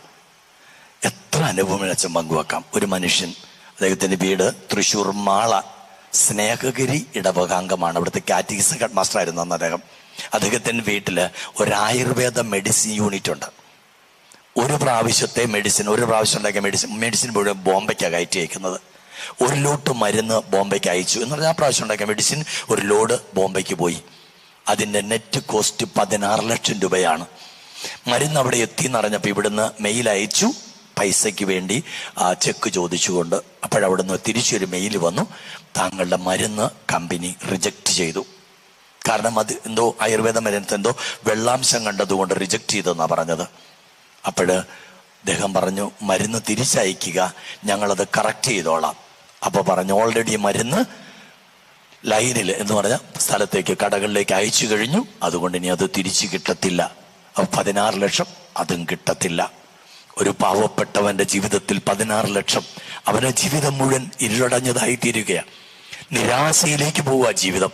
അപ്പോഴാണ് പ്രിയപ്പെട്ടവരെ ഒരു സിസ്റ്റർ ഈ മനുഷ്യന്റെ ഭാര്യയെ കണ്ടുമുട്ടിയിട്ട് പറഞ്ഞു, ചേച്ചി ഒരു ധ്യാനത്തിന് പോകും. അങ്ങനെ ധ്യാനത്തിന് വന്നു. ആ ചേച്ചി ധ്യാനം കൂടി പോയി കഴിഞ്ഞിട്ട് പിറ്റേ ധ്യാനത്തിന് ഭർത്താവിനെ പറഞ്ഞു വിട്ടു. ഭർത്താവ് ഞായറാഴ്ച വന്ന് ഫോൺ സ്വിച്ച് ഓഫ് ചെയ്ത് ഫോൺ കയ്യിൽ തന്നു. മനസ്സ് മുഴുവൻ നിരാശയാ. എവിടുന്ന് കിട്ടാൻ, ആര് കിട്ടാൻ? പ്രിയപ്പെട്ടവരെ, വ്യാഴാഴ്ച വൈകിട്ടത്തെ അവസാന ആരാധനയുടെ അവസാന വിനാഴിക വരെ ഒരു സന്ദേശവും കർത്താവ് ആ വ്യക്തിക്ക് കൊടുത്തില്ല. എന്നാൽ അവസാന ആരാധനയുടെ ആശീർവാദം കഴിഞ്ഞ് ദിവ്യകാരുണ്യനാഥനെ അൽത്താരയിലേക്ക് വെക്കുമ്പം കർത്താവ് പറഞ്ഞു, ഒരു സന്ദേശം കൂടി ഉണ്ടടാ പറയാൻ പറഞ്ഞു. ഞാൻ പറഞ്ഞു, 16 ലക്ഷം രൂപ കടബാധ്യതയുമായി വന്നിരിക്കുന്ന ഒരു മകനെ കർത്താവ് തൊടുന്നു, അവന്റെ ബാധ്യത കർത്താവ് ഏറ്റെടുക്കുന്നു. ഹല്ലേലൂയ. പ്രിയപ്പെട്ടവരെ, പിറ്റേ ദിവസം രാവിലെ പോകാൻ നേരത്തെ ഈ മനുഷ്യൻ എൻ്റെ ഇടയ്ക്ക് വന്നിട്ട് പറഞ്ഞ, അച്ഛാ 16 ലക്ഷം എന്ന് പറഞ്ഞ കൃത്യം എന്റെയാ. എവിടുന്ന് കിട്ടുന്നു, എങ്ങനെ കിട്ടുന്നു എന്ന് എനിക്ക് അറിയത്തില്ല, പക്ഷെ ഞാൻ ദൈവത്തെ വിശ്വസിക്കുക. ഞാൻ പറഞ്ഞു, ജപമാല ചൊല്ലിക്കൂ, അമ്മ തിരുപ്പത്തിനോടൊപ്പം കടന്നു വരും. പ്രിയപ്പെട്ട, ഒരു 11:30-12 മണിയാകുമ്പം എനിക്കൊരു ഫോൺ കോൾ വന്നേക്കുക. എനിക്ക് എൻ്റെ ഫോണിൽ നമ്പർ ഉള്ളതല്ല, ഞാൻ പെട്ടെന്ന് നമ്പർ മാത്രം, ഞാൻ ആരാന്ന് ചോദിച്ചാൽ പറഞ്ഞാ ഇന്ന് 16 ലക്ഷം ബാധ്യതയായിട്ട് വന്ന മനുഷ്യനാ. ഞാൻ എന്തു പറ്റി? അച്ഛാ, ഞാൻ അവിടെ നിന്ന് തിരിച്ചു പോരുമ്പോൾ എൻ്റെ സുഹൃത്ത് എന്നെ ഫോണിൽ വിളിച്ചു. കാരണം എന്നാണെന്നറിയോ, ഞായറാഴ്ച അദ്ദേഹം ഫോൺ സ്വിച്ച് ഓഫ് ചെയ്ത് ഇവിടെ കൊടുത്ത് ധ്യാന കേന്ദ്രത്തിൽ കയറി. തിങ്കളാഴ്ച തുടങ്ങി ഈ മനുഷ്യനെ, ഓസ്ട്രേലിയയിലുള്ള സുഹൃത്താണ്, ബന്ധുവാണ്, ഇരുത്തി പൊറപ്പിക്കുകയല്ല, ഇവനെ വിളിക്കുക. അറിയാവുന്നത് ഈ മനുഷ്യന്റെ ഫോൺ നമ്പർ. വിളിച്ചപ്പോഴോ ഫോൺ സ്വിച്ച്ഡ് ഓഫ്. തിങ്കളാഴ്ച സ്വിച്ച്ഡ് ഓഫ്, ചൊവ്വാഴ്ച സ്വിച്ച്ഡ് ഓഫ്, ബുധനാഴ്ച സ്വിച്ച്ഡ് ഓഫ് ആയി കഴിഞ്ഞ് ഈ മനുഷ്യൻ ഇരിക്കാൻ പറ്റുന്നില്ല. കർത്താവിന്റെ ആത്മാവ് പറഞ്ഞു, നിന്റെ അക്കൗണ്ടിൽ നിന്ന് 16 ലക്ഷം അവന്റെ അക്കൗണ്ടിലേക്ക് ട്രാൻസ്ഫർ ചെയ്യാം. പ്രിയപ്പെട്ടവരെ, ആ മനുഷ്യൻ നെഞ്ചിൽ നിന്ന് ഉയരുന്ന ഒരു തള്ള, അതുകൊണ്ട് പിടിച്ചു നീക്കാൻ പറ്റിയില്ല. 16 ലക്ഷം ഈ മനുഷ്യന്റെ അക്കൗണ്ടിലേക്ക് ട്രാൻസ്ഫർ ചെയ്ത് കാത്തിരിക്കുക. ഇവനെ ഫോണിൽ കിട്ടണ്ടേ? അപ്പോഴാ വെള്ളിയാഴ്ച കിട്ടിയത്. നിനക്കിത് എന്നാ സംഭവിച്ചത്? എന്നെ ഇവിടെ കർത്താവ് ഇരുത്തി പൊറപ്പിച്ചിട്ടില്ല, നിന്റെ അക്കൗണ്ടിലേക്ക് ഞാൻ 16 ലക്ഷം ട്രാൻസ്ഫർ ആക്കിയിട്ടുണ്ട്. Hallelujah, hallelujah, hallelujah. പ്രിയപ്പെട്ട, ഈ സംഭവം അടുത്ത ധ്യാനത്തിൽ അച്ഛൻ പങ്കുവെക്കുക. നമ്മൾ ഈ സംഭവം കേൾക്കുമ്പോഴേ നടന്നൊരു അത്ഭുതം കേൾക്കാൻ വേണ്ടിയിട്ടല്ല. ഈ അച്ഛൻ ഓരോ കാര്യം പറയുമ്പോൾ നിങ്ങളൊരു സാധനം വർക്ക് ചെയ്യുന്നുണ്ടെന്ന് അച്ഛൻ അറിയേണ്ടത്. ഈ അത്ഭുതം അല്ല അച്ഛൻ നോക്കുന്നത്. എന്താ, നമ്മൾ ഈ സംഭവം കേൾക്കുമ്പോൾ നമ്മുടെ ഉള്ളിലൊരു സാധനം വർക്ക് ചെയ്യുന്നുണ്ട്. എന്തോ പരിശുദ്ധാത്മാവെന്ന് മനസ്സിലായി. ഒരു സാധനം, വിശ്വാസം. എന്താണ്? വിശ്വാസം, പ്രാർത്ഥനയുള്ള വിശ്വാസം. ഇവിടെ 16 ലക്ഷത്തിന്റെ ബാധ്യത പങ്കുവെക്കുമ്പോൾ 32 ലക്ഷം രൂപ കടമായിട്ടൊരു മനുഷ്യൻ വന്നിരിക്കുക. ആ മനുഷ്യൻ ചിന്തിച്ചു, എനിക്ക് നേരെ ഇരട്ടിയ കടം. പ്രിയപ്പെട്ടവരെ, ബിസിനസിനെ തുടർന്ന് ഉള്ള ഭൂമി പണയപ്പെടുത്തി അത് പ്രിയപ്പെട്ട ജപ്തിയുടെ വക്കിലെത്തി. 32 ലക്ഷം രൂപ. ഇന്ന് 10,000 രൂപ സാലറിക്ക് ഒരു കമ്പനി ജോലി ചെയ്തുകൊണ്ടിരിക്കുകയാണ്. വീട് നഷ്ടപ്പെട്ടു. പ്രിയപ്പെട്ടൊരു വാടക വീട്ടിലാണ് താമസിക്കുന്നു. 2 പെൺകുട്ടികളുണ്ട് കല്യാണം കഴിക്കാൻ. 47 വയസ്സ് കഴിഞ്ഞു. ഇനി എങ്ങനെ ഈ കടം വീട്ടി മക്കളുടെ കല്യാണം നടത്തും? മനുഷ്യൻ കരഞ്ഞ് പ്രാർത്ഥിക്കുക. ഇത് കേട്ടപ്പോൾ പുള്ളിക്കൊരു പ്രത്യാശ, ദൈവം ഇടപെടും. പ്രിയപ്പെട്ട, ധ്യാനത്തിന്റെ അവസാന ദിവസം പറഞ്ഞു, 15 മക്കളുടെ ജീവിതത്തിൽ സാമ്പത്തിക മേഖലയിൽ കർത്താവ് ഇടപെടുന്നു. അതിൽ ഒരു മകന്റെ ജീവിതത്തിൽ ആ മകൻ പ്രതീക്ഷിച്ചതിലും അധികം കൊടുത്ത് കർത്താവ് അനുഗ്രഹിക്കുന്നു. പ്രിയപ്പെട്ടവരെ, ആ മനുഷ്യൻ അന്ന് തിരികെ വീട്ടിലെത്തി. പ്രാർത്ഥന കഴിഞ്ഞ് ധ്യാനം കഴിഞ്ഞ് പ്രാർത്ഥിച്ചു. എവിടുന്ന് ആര് കിട്ടും 32 ലക്ഷം രൂപ? പ്രിയപ്പെട്ടവരെ, അപ്പോഴാണ് അദ്ദേഹത്തിന് ഓർമ്മ വന്നത്, അദ്ദേഹത്തിന്റെ സുഹൃത്ത് ബന്ധുവാണ്, USA-ലുണ്ട്. ഇതുവരെ ഒന്നും ചോദിച്ചിട്ടില്ല. ഇത്രയും പൈസ എന്നാലും അയാൾ തരാനും പോകുന്നില്ല. പക്ഷെ അദ്ദേഹത്തെ വിളിച്ചിട്ട് പറഞ്ഞു, എൻ്റെ അവസ്ഥ ഇതാണ്, എനിക്കൊരു വിസ തരാമോ? കുറെ നേരം സംസാരിച്ച ശേഷം പറഞ്ഞു, ഇദ്ദേഹം അവിടെ ഒരു കമ്പനി നടത്തുന്ന മനുഷ്യൻ. അദ്ദേഹം പറഞ്ഞു, ഞാൻ എൻ്റെ വിസ തരാം, മാസം ഏതാണ്ട് 2 ലക്ഷം രൂപ സാലറിയുള്ള ഒരു ജോലിയും ഒപ്പിച്ചു തരാം. എത്ര മാസം കൊണ്ട് തീർന്നു കടബാധ്യത? എത്ര മാസം കൊണ്ട് തീർന്നു? 16 മാസം കൊണ്ട്. അപ്പം പ്രാർത്ഥിച്ച തമ്പുരാൻ കേൾക്കുവോ? നിങ്ങൾ പറ, കേൾക്കുവോ? പ്രിയപ്പെട്ടവരെ, കടബാധ്യത കഴിയുമ്പോഴും രോഗപീഠയാൽ അലട്ടുമ്പോഴുമൊക്കെ നമ്മൾ അമ്മയോട് ചേർന്ന് ഈശോയെ മുറുകെ പിടിക്കണം. അമ്മ നമ്മളെ ഒരിക്കലും തള്ളിക്കളയത്തില്ല. ഹല്ലേലൂയ. സ്വരയർത്തി പറഞ്ഞേ, hallelujah, hallelujah, hallelujah, hallelujah, hallelujah. പ്രിയപ്പെട്ട രഞ്ജിത്തച്ഛന് കുറെ ദിവസം മുമ്പ് എന്നെ വിളിച്ചപ്പോഴും ഞാൻ ഇന്നൊരു പള്ളി ധ്യാനിപ്പിച്ചുകൊണ്ടിരിക്കുക. കൊരട്ടിയടുത്ത് കാതിക്കോട് എന്ന് പറയുന്ന ഇടവക ധ്യാനിപ്പിച്ചുകൊണ്ട് ഇന്ന് 3-ാമത്തെ ദിവസം ധ്യാനം നടക്കുന്ന. ഞാൻ പറഞ്ഞ, അച്ഛാ ഇങ്ങനെ ധ്യാനത്തിലാണല്ലോ. എന്നാലും അച്ഛൻ പറഞ്ഞു, അച്ഛ ഉച്ചയ്ക്ക്. ഞാൻ പറഞ്ഞു, നോക്കട്ടെ അച്ഛാ, യാത്ര ചെയ്ത് ഇവിടം വരെ എത്തിയതിന്റെ കാരണം രഞ്ജിത്തച്ഛനുമായിട്ടുള്ള സൗഹൃദത്തിന്റെ പേരില. പ്രിയപ്പെട്ടവർ, ഒരു കാര്യം നിങ്ങൾ അറിയണമേ, നമ്മുടെ ജീവിതത്തിൽ ഈ ജപമാല നിങ്ങൾ മാറ്റി വെക്കരുത്. ജപമാല കൈകളിൽ ഉണ്ടാകണം. പ്രിയപ്പെട്ടവരെ, നമ്മുടെ ജീവിതത്തിന്റെ ഏതൊരു വേദന നിറഞ്ഞ അനുഭവത്തിലൂടെ കടന്നു പോകുമ്പോഴും അമ്മ നമ്മളെ സഹായിക്കും. പ്രിയപ്പെട്ടവരെ, അച്ഛന് ആലുവയിലൊരു ധ്യാന കേന്ദ്രം നടത്തുന്നുണ്ട്. ഒത്തിരി പേരൊന്നും വരാറില്ല. 50, 55, 60, 65 പേരേ ഉള്ളൂ. ഓരോ ധ്യാനം കഴിയുമ്പോഴും അച്ഛന് കടവ 30,000, 40,000, 50,000 ലക്ഷങ്ങൾ കടമുണ്ട് അച്ഛന്. പക്ഷെ അച്ഛൻ ഒരിക്കലും പതറത്തില്ല. കാരണം എൻ്റെ തമ്പുരാൻ എനിക്ക് വേണ്ടത് വേണ്ട സമയത്ത് തരുമെന്ന് എനിക്ക് ഉറപ്പുണ്ട്. Hallelujah, hallelujah, hallelujah. ലക്ഷങ്ങളുടെ കടബാധ്യത നിൽക്കുമ്പോഴും ഒറ്റ ചിന്തയുള്ളൂ, ഒരാത്മാവിനെയെങ്കിലും രക്ഷ സാധിച്ച അത് ജീവിതത്തിൽ വലിയ സാഫല്യമാണ്.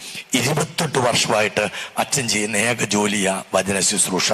വേറെ ജോലികളില്ലാം ചില വിദേശത്തുനിന്ന് അനേക രാജ്യങ്ങളിൽ നിന്ന് അച്ഛനെ വചന ശുശ്രൂഷയ്ക്ക് വിളിക്കുന്നുണ്ട്. പ്രിയപ്പെട്ടവരെ, അപ്പോഴൊക്കെ കർത്താവിനോട് ചോദിക്കുക, എന്നാ ചെയ്യണ്ടേ? പോകാറായിട്ടില്ല, പോകാറാവുമ്പോൾ പറയാം. ഇതുവരെ വിദേശത്തേക്ക് പോകാൻ എന്നെ കർത്താവ് അനുവദിച്ചിട്ടില്ല. പക്ഷേ എൻ്റെ ഒരു ആവശ്യത്തിലും എൻ്റെ കർത്താവ് എന്നെ തള്ളിക്കളഞ്ഞിട്ടില്ല. പ്രിയപ്പെട്ട ഒരു വ്യക്തി ദൈവവചനം കേട്ട് കടന്നു പോകുമ്പോൾ കണ്ണ് നിറയാറുണ്ട്. വേറൊന്നും കൊണ്ടല്ല, ജീവിതത്തിൽ കടബാധ്യതയുണ്ട്. പക്ഷെ ഈ ഒരു വ്യക്തിയുടെ രക്ഷ ആ കുടുംബത്തിന്റെ രക്ഷയായി മാറുകയാണ്. അതുകൊണ്ടാണ് നമ്മൾ പ്രിയപ്പെട്ടവർ ഇന്ന് ജപമാല ചൊല്ലി. നീ പല സ്ത്രീകളും എന്ന് പറയാച്ച ഭർത്താവ് ഭയങ്കര കുടിയനാച്ച, ഒരു രക്ഷയില്ലച്ച. ഞാൻ ചോദിക്കട്ടെ സഹോദരി, ഈ ഭർത്താവിന് വേണ്ടി മുട്ടുകുത്തി നിന്ന് കരഞ്ഞു പ്രാർത്ഥിച്ചതിന്റെ തഴമ്പ് നിന്റെ മുട്ടിലുണ്ടോ? ചിന്തിക്ക്, നിന്റെ മുട്ടിലുണ്ടോ? പ്രാർത്ഥിക്കണമെന്ന് അച്ഛനോട് പറയാൻ എളുപ്പ, മറ്റുള്ളവരുടെ രക്ഷ. നീ പ്രാർത്ഥിക്കുന്നുണ്ടോ? പ്രിയപ്പെട്ടവരെ, ചില രോഗപീഠ അലലട്ടുക. അപ്പോഴും പറയാച്ച ഭയങ്കര രോഗാച്ച, ക്യാൻസർ ആച്ച, ആ രോഗ. പ്രിയപ്പെട്ട മക്കളെ, കണ്ണുനീരോടെ അമ്മയുടെ കരങ്ങളിൽ മുറുകെ പിടിച്ചിട്ട് പ്രാർത്ഥിക്കാൻ നിനക്കാകുന്നുണ്ടോ? അമ്മ നമ്മളെ പുത്രന്റെ അടുത്ത് കൊണ്ട് നിർത്തിയിട്ട് പറയും, കൊടുക്ക് അവന്, കൊടുക്ക് അവക്കെന്ന്. സൗഖ്യം കിട്ടി. എത്ര അനുഭവം വേണേലും അച്ഛൻ പങ്കുവെക്കാം നിന്നുണ്ട്. എത്ര അനുഭവമാണ്. ശാസ്ത്രത്തിന്റെ എല്ലാ കണക്കൂട്ടുകളെയും തെറ്റിക്കുന്ന ദൈവത്തിന്റെ കൃപയറിയണമോ? അമ്മയുടെ കരങ്ങളിൽ പിടിച്ചു നടന്നു, അമ്മ നയിച്ചോളും. Hallelujah, hallelujah, hallelujah, hallelujah. പ്രിയപ്പെട്ടവരെ, ഞങ്ങളുടെ വചന കൂടാരത്തില് രാവിലെ ജപമാല ചെല്ലാൻ വരുന്ന ഒരു ടീച്ചറുണ്ട്. സ്കൂളിൽ പഠിപ്പിക്കുന്ന ടീച്ചറാ. ടീച്ചറുടെ മകൾക്ക് MBBS അഡ്മിഷൻ. പ്രിയപ്പെട്ടവരെ, ESI കോട്ടയിൽ കിട്ടുമെന്ന് പറഞ്ഞ് കൽക്കട്ടയിൽ നിന്ന് വിളി വന്നു. ഇവിടുന്ന് അവർ പാഞ്ഞ് കൽക്കട്ട ചെന്ന് പറഞ്ഞത് ബ്ലോക്കാന്ന്, കിട്ടിയല്ലെന്ന് പറഞ്ഞു. തിരിച്ചു വിടന്ന് വീണ്ടും വിളി വന്നു, ഇപ്പോൾ ഒന്നാ കിട്ടും. അവിടെ ചെന്നു വെറുതെ ഫ്ലൈറ്റ് ടിക്കറ്റ് എടുത്ത് ലക്ഷങ്ങൾ ചെലവാക്കി. അങ്ങോട്ടും ഇങ്ങോട്ടും 3 പേര് തിരിച്ചും അങ്ങോട്ടും ഇങ്ങോട്ടും പോയി 2 പ്രാവശ്യം പോയി നമ്മൾ ലക്ഷങ്ങളായി. അപ്പോഴാ ടീച്ചർ ഒരു ദിവസം എന്നോട് വന്നിട്ട് പറഞ്ഞു, ഞാനിനി നാളെ തുടങ്ങി ജപമാലയെല്ലാം മരുന്നില്ല. ഞാൻ ജയന പറ്റി, എൻ്റെ മകൾക്ക് അഡ്മിഷൻ കിട്ടാത്തതുകൊണ്ടല്ല, എന്നെ പറഞ്ഞു പറ്റിച്ച്. അതുകൊണ്ട് ഞാൻ ഇനിയില്ല. ഞാൻ പറഞ്ഞു, മര്യാദയ്ക്ക് നാളെ തുടങ്ങി ജപമാല വന്നിരിക്കണമെന്ന് പറഞ്ഞു. മര്യാദയ്ക്ക് രാവിലെ 6 മണിക്ക് ജപമാല ഉണ്ടാകാൻ ചെല്ലാനായിട്ട് അൾത്താരയിൽ ഉണ്ടാകണമെന്ന് പറഞ്ഞു. പ്രിയപ്പെട്ടവരെ, ഒരു ദിവസം ഈ സംഭവം കഴിഞ്ഞ ഒരു ദിവസം മകള് പള്ളിയിൽ പോയി കുർബാനയും കഴിഞ്ഞ് വന്നിട്ട് വെറുതെ അവളുടെ ഇതൊന്ന് ഓൺ ചെയ്ത, സാധാരണ അങ്ങനെ ഓൺ ആകിയല്ല, അത് ഓണായി. അവളുടെ മാറ്റർ മുഴുവൻ അടിച്ചു കയറ്റി, അത് ബ്ലോക്കായി. പിന്നെ അത് ഓൺ ആകണില്ല.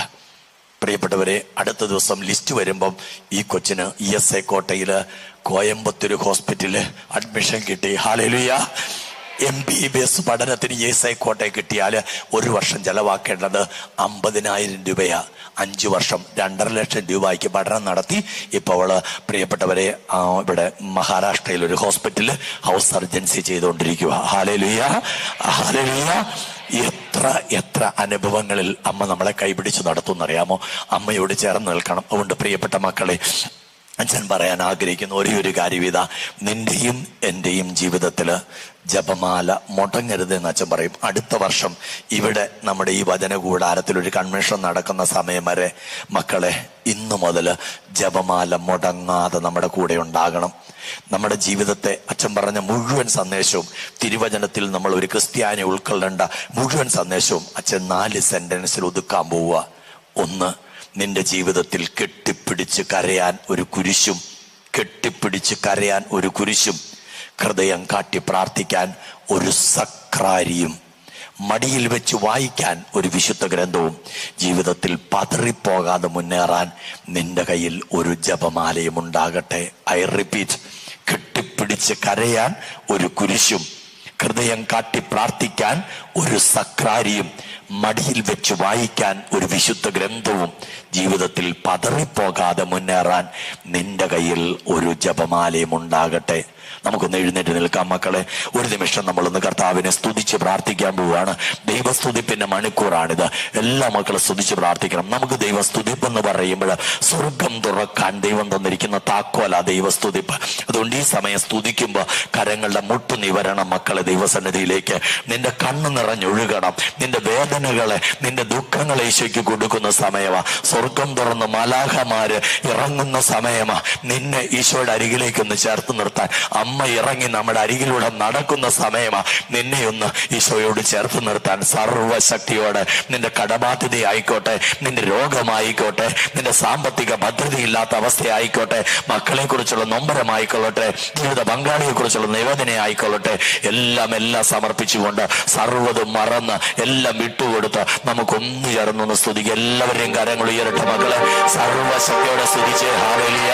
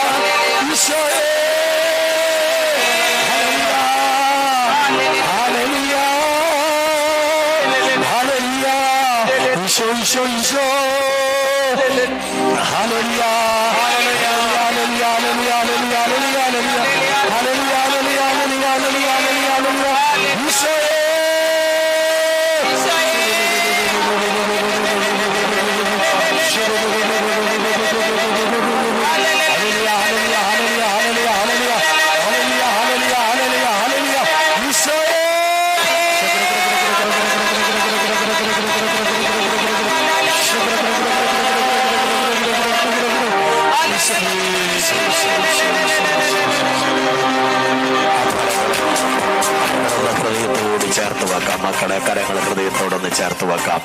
കരങ്ങൾ ഹൃദയത്തോട് ചേർത്ത് വെച്ച് കണ്ണുകൾ അടഞ്ഞു തന്നെ ഇരിക്കട്ടെ. ഈശോ സംസാരിക്കുന്ന സമയമായത്.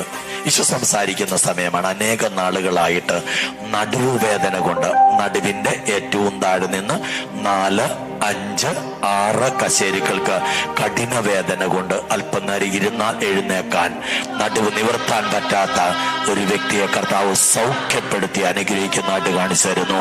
Hallelujah, hallelujah, hallelujah, hallelujah, hallelujah, hallelujah, hallelujah. 3 വർഷത്തിലേറെയായിട്ട് വീടിന്റെ പണി ആരംഭിച്ചിട്ടും അത് പൂർത്തീകരിക്കാൻ പറ്റാതെ വിഷമിച്ചു നിൽക്കുന്ന ഒരു കുടുംബത്തെ കർത്താവ് ഭവനം പണി പൂർത്തീകരിക്കാൻ ക്രമ കൊടുത്ത് അനുഗ്രഹിക്കുന്നതായിട്ട് കാണിച്ചു തരുന്നു. Hallelujah, hallelujah, hallelujah, hallelujah, hallelujah, hallelujah, hallelujah, hallelujah, hallelujah, hallelujah. മൈഗ്രൈൻ്റെതുപോലുള്ള കഠിനമായ തലവേദന മൂലം, മൈഗ്രൈൻ്റെതുപോലെ കഠിനമായ തലവേദന മൂലം ഏറെ ആശുപത്രികൾ കയറി ഇറങ്ങിയിട്ടും സൗഖ്യം കിട്ടാത്ത ഒരു വ്യക്തിയെ കർത്താവ് ഈ സമയം സൗഖ്യം കൊടുത്ത് അനുഗ്രഹിക്കുന്നതായിട്ട് കാണിച്ചു തരുന്നു. Hallelujah, hallelujah, hallelujah, hallelujah, hallelujah, hallelujah, hallelujah, hallelujah, hallelujah. യൂട്രസിൽ ഒരു ഫൈബ്രോയിഡ് ഉണ്ട് എന്ന് ഡോക്ടർമാർ സ്കാനിങ്ങിലൂടെ കണ്ടെത്തുകയും ഇത് മരുന്ന് കഴിച്ചു നോക്കുക, മാറുന്നില്ലെങ്കിൽ, അത് വളരുകയാണെങ്കിൽ ഓപ്പറേഷൻ വേണമെന്ന് വ്യക്തമായി പറയുകയും ചെയ്തിട്ടുള്ള ഒരു മകളെ കർത്താവ് തൊടുന്നു. ആ ഫൈബ്രോയിഡ് ഇപ്പോൾ ചെറിയ ഇല്ലാതാകുന്നതായി കർത്താവ് കാണിച്ചു തരുന്നു. Hallelujah, hallelujah, hallelujah, hallelujah, hallelujah, hallelujah, hallelujah, hallelujah, hallelujah, hallelujah, hallelujah. ഒരു ആക്സിഡന്റിനെ തുടർന്ന് വലതു തോള് കുത്തി വീണതിന്റെ ഫലമായിട്ട് ആ ഷോൾഡറിന് ഇടയ്ക്കിടയ്ക്ക് കഠിന വേദനയും നീർക്കെട്ടും ഉണ്ടാകുന്ന ഒരു വ്യക്തിയെ കർത്താവ് തൊടുന്നു, സൗഖ്യം നൽകി അനുഗ്രഹിക്കുന്നു. Hallelujah, hallelujah, hallelujah, hallelujah, hallelujah, hallelujah, hallelujah, hallelujah, hallelujah, hallelujah, hallelujah, hallelujah, hallelujah. പരിശുദ്ധ അമ്മയുടെ ശക്തമായ സാന്നിധ്യം ഇപ്പോൾ നമുക്ക് മുമ്പിൽ വെളിപ്പെടുത്തുകയാണ്. അമ്മയുടെ കയ്യിൽ നിന്ന് ഒരു നീല കളറിലുള്ള ജലം ഈ സമൂഹത്തിലേക്ക് ഒഴുകിയിറങ്ങുന്ന ദർശനം കർത്താവ് കാണിച്ചിരുന്നു. Hallelujah, hallelujah, hallelujah, hallelujah, hallelujah, hallelujah, hallelujah, hallelujah, hallelujah, hallelujah, hallelujah, hallelujah. മകന്റെ വിവാഹ തടസ്സത്തെ ഓർത്ത് നൊമ്പരപ്പെട്ട് പ്രാർത്ഥിച്ചുകൊണ്ടിരിക്കുന്ന ഒരു കുടുംബത്തെ കർത്താവ് കാണിച്ചിരുന്നു. ആ കുടുംബത്തിന്റെ പ്രാർത്ഥന കേട്ട് ആ മകന്റെ വിവാഹ തടസ്സം കർത്താവ് ായിട്ട് കാണിച്ചിരുന്നു. Hallelujah, hallelujah, hallelujah, hallelujah, hallelujah, hallelujah, hallelujah, hallelujah, hallelujah, hallelujah, hallelujah, hallelujah, hallelujah. ഇത്രത്തോളം ഇത്രത്തോളം ജയം തന്ന ദൈവത്തിന് സ്തോത്രം. നമുക്കൊന്ന് ശക്തിയോടെ താളത്തിൽ കരങ്ങളടിച്ച് ഈ ഗാനത്തിന്റെ ഇരടികൾ പാടാം. പാടുമ്പോൾ കാലുകൾ ഇടത്തോട്ടും വലത്തോട്ടും ഒന്ന് മാറ്റി ചവിട്ടി ഇരുവശങ്ങളിലേക്ക് കരങ്ങൾ അടിച്ച് ശക്തിയോടെ ചേർന്ന് പാടാം. എല്ലാവരും എത്ര വൈകിലും നീ അനങ്ങി പാടി. ഈ സമയം സൗഖ്യം ഒഴുകുന്ന സമയം, അസാധാരണ സൗഖ്യം ഒഴുകുന്ന എല്ലാവരും ശക്തിയോടെ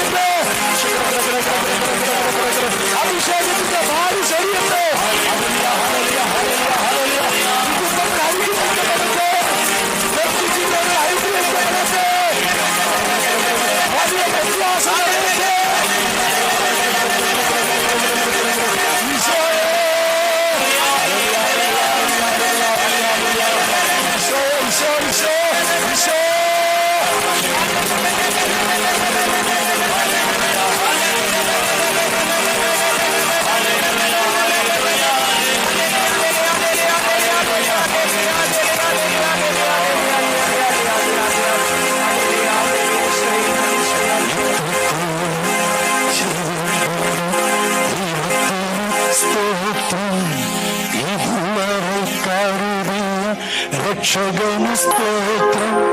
ഇനിയും കൃപ തോന്നി കരുതിടണേ. നടത്തണ തിരുഹിതമേ.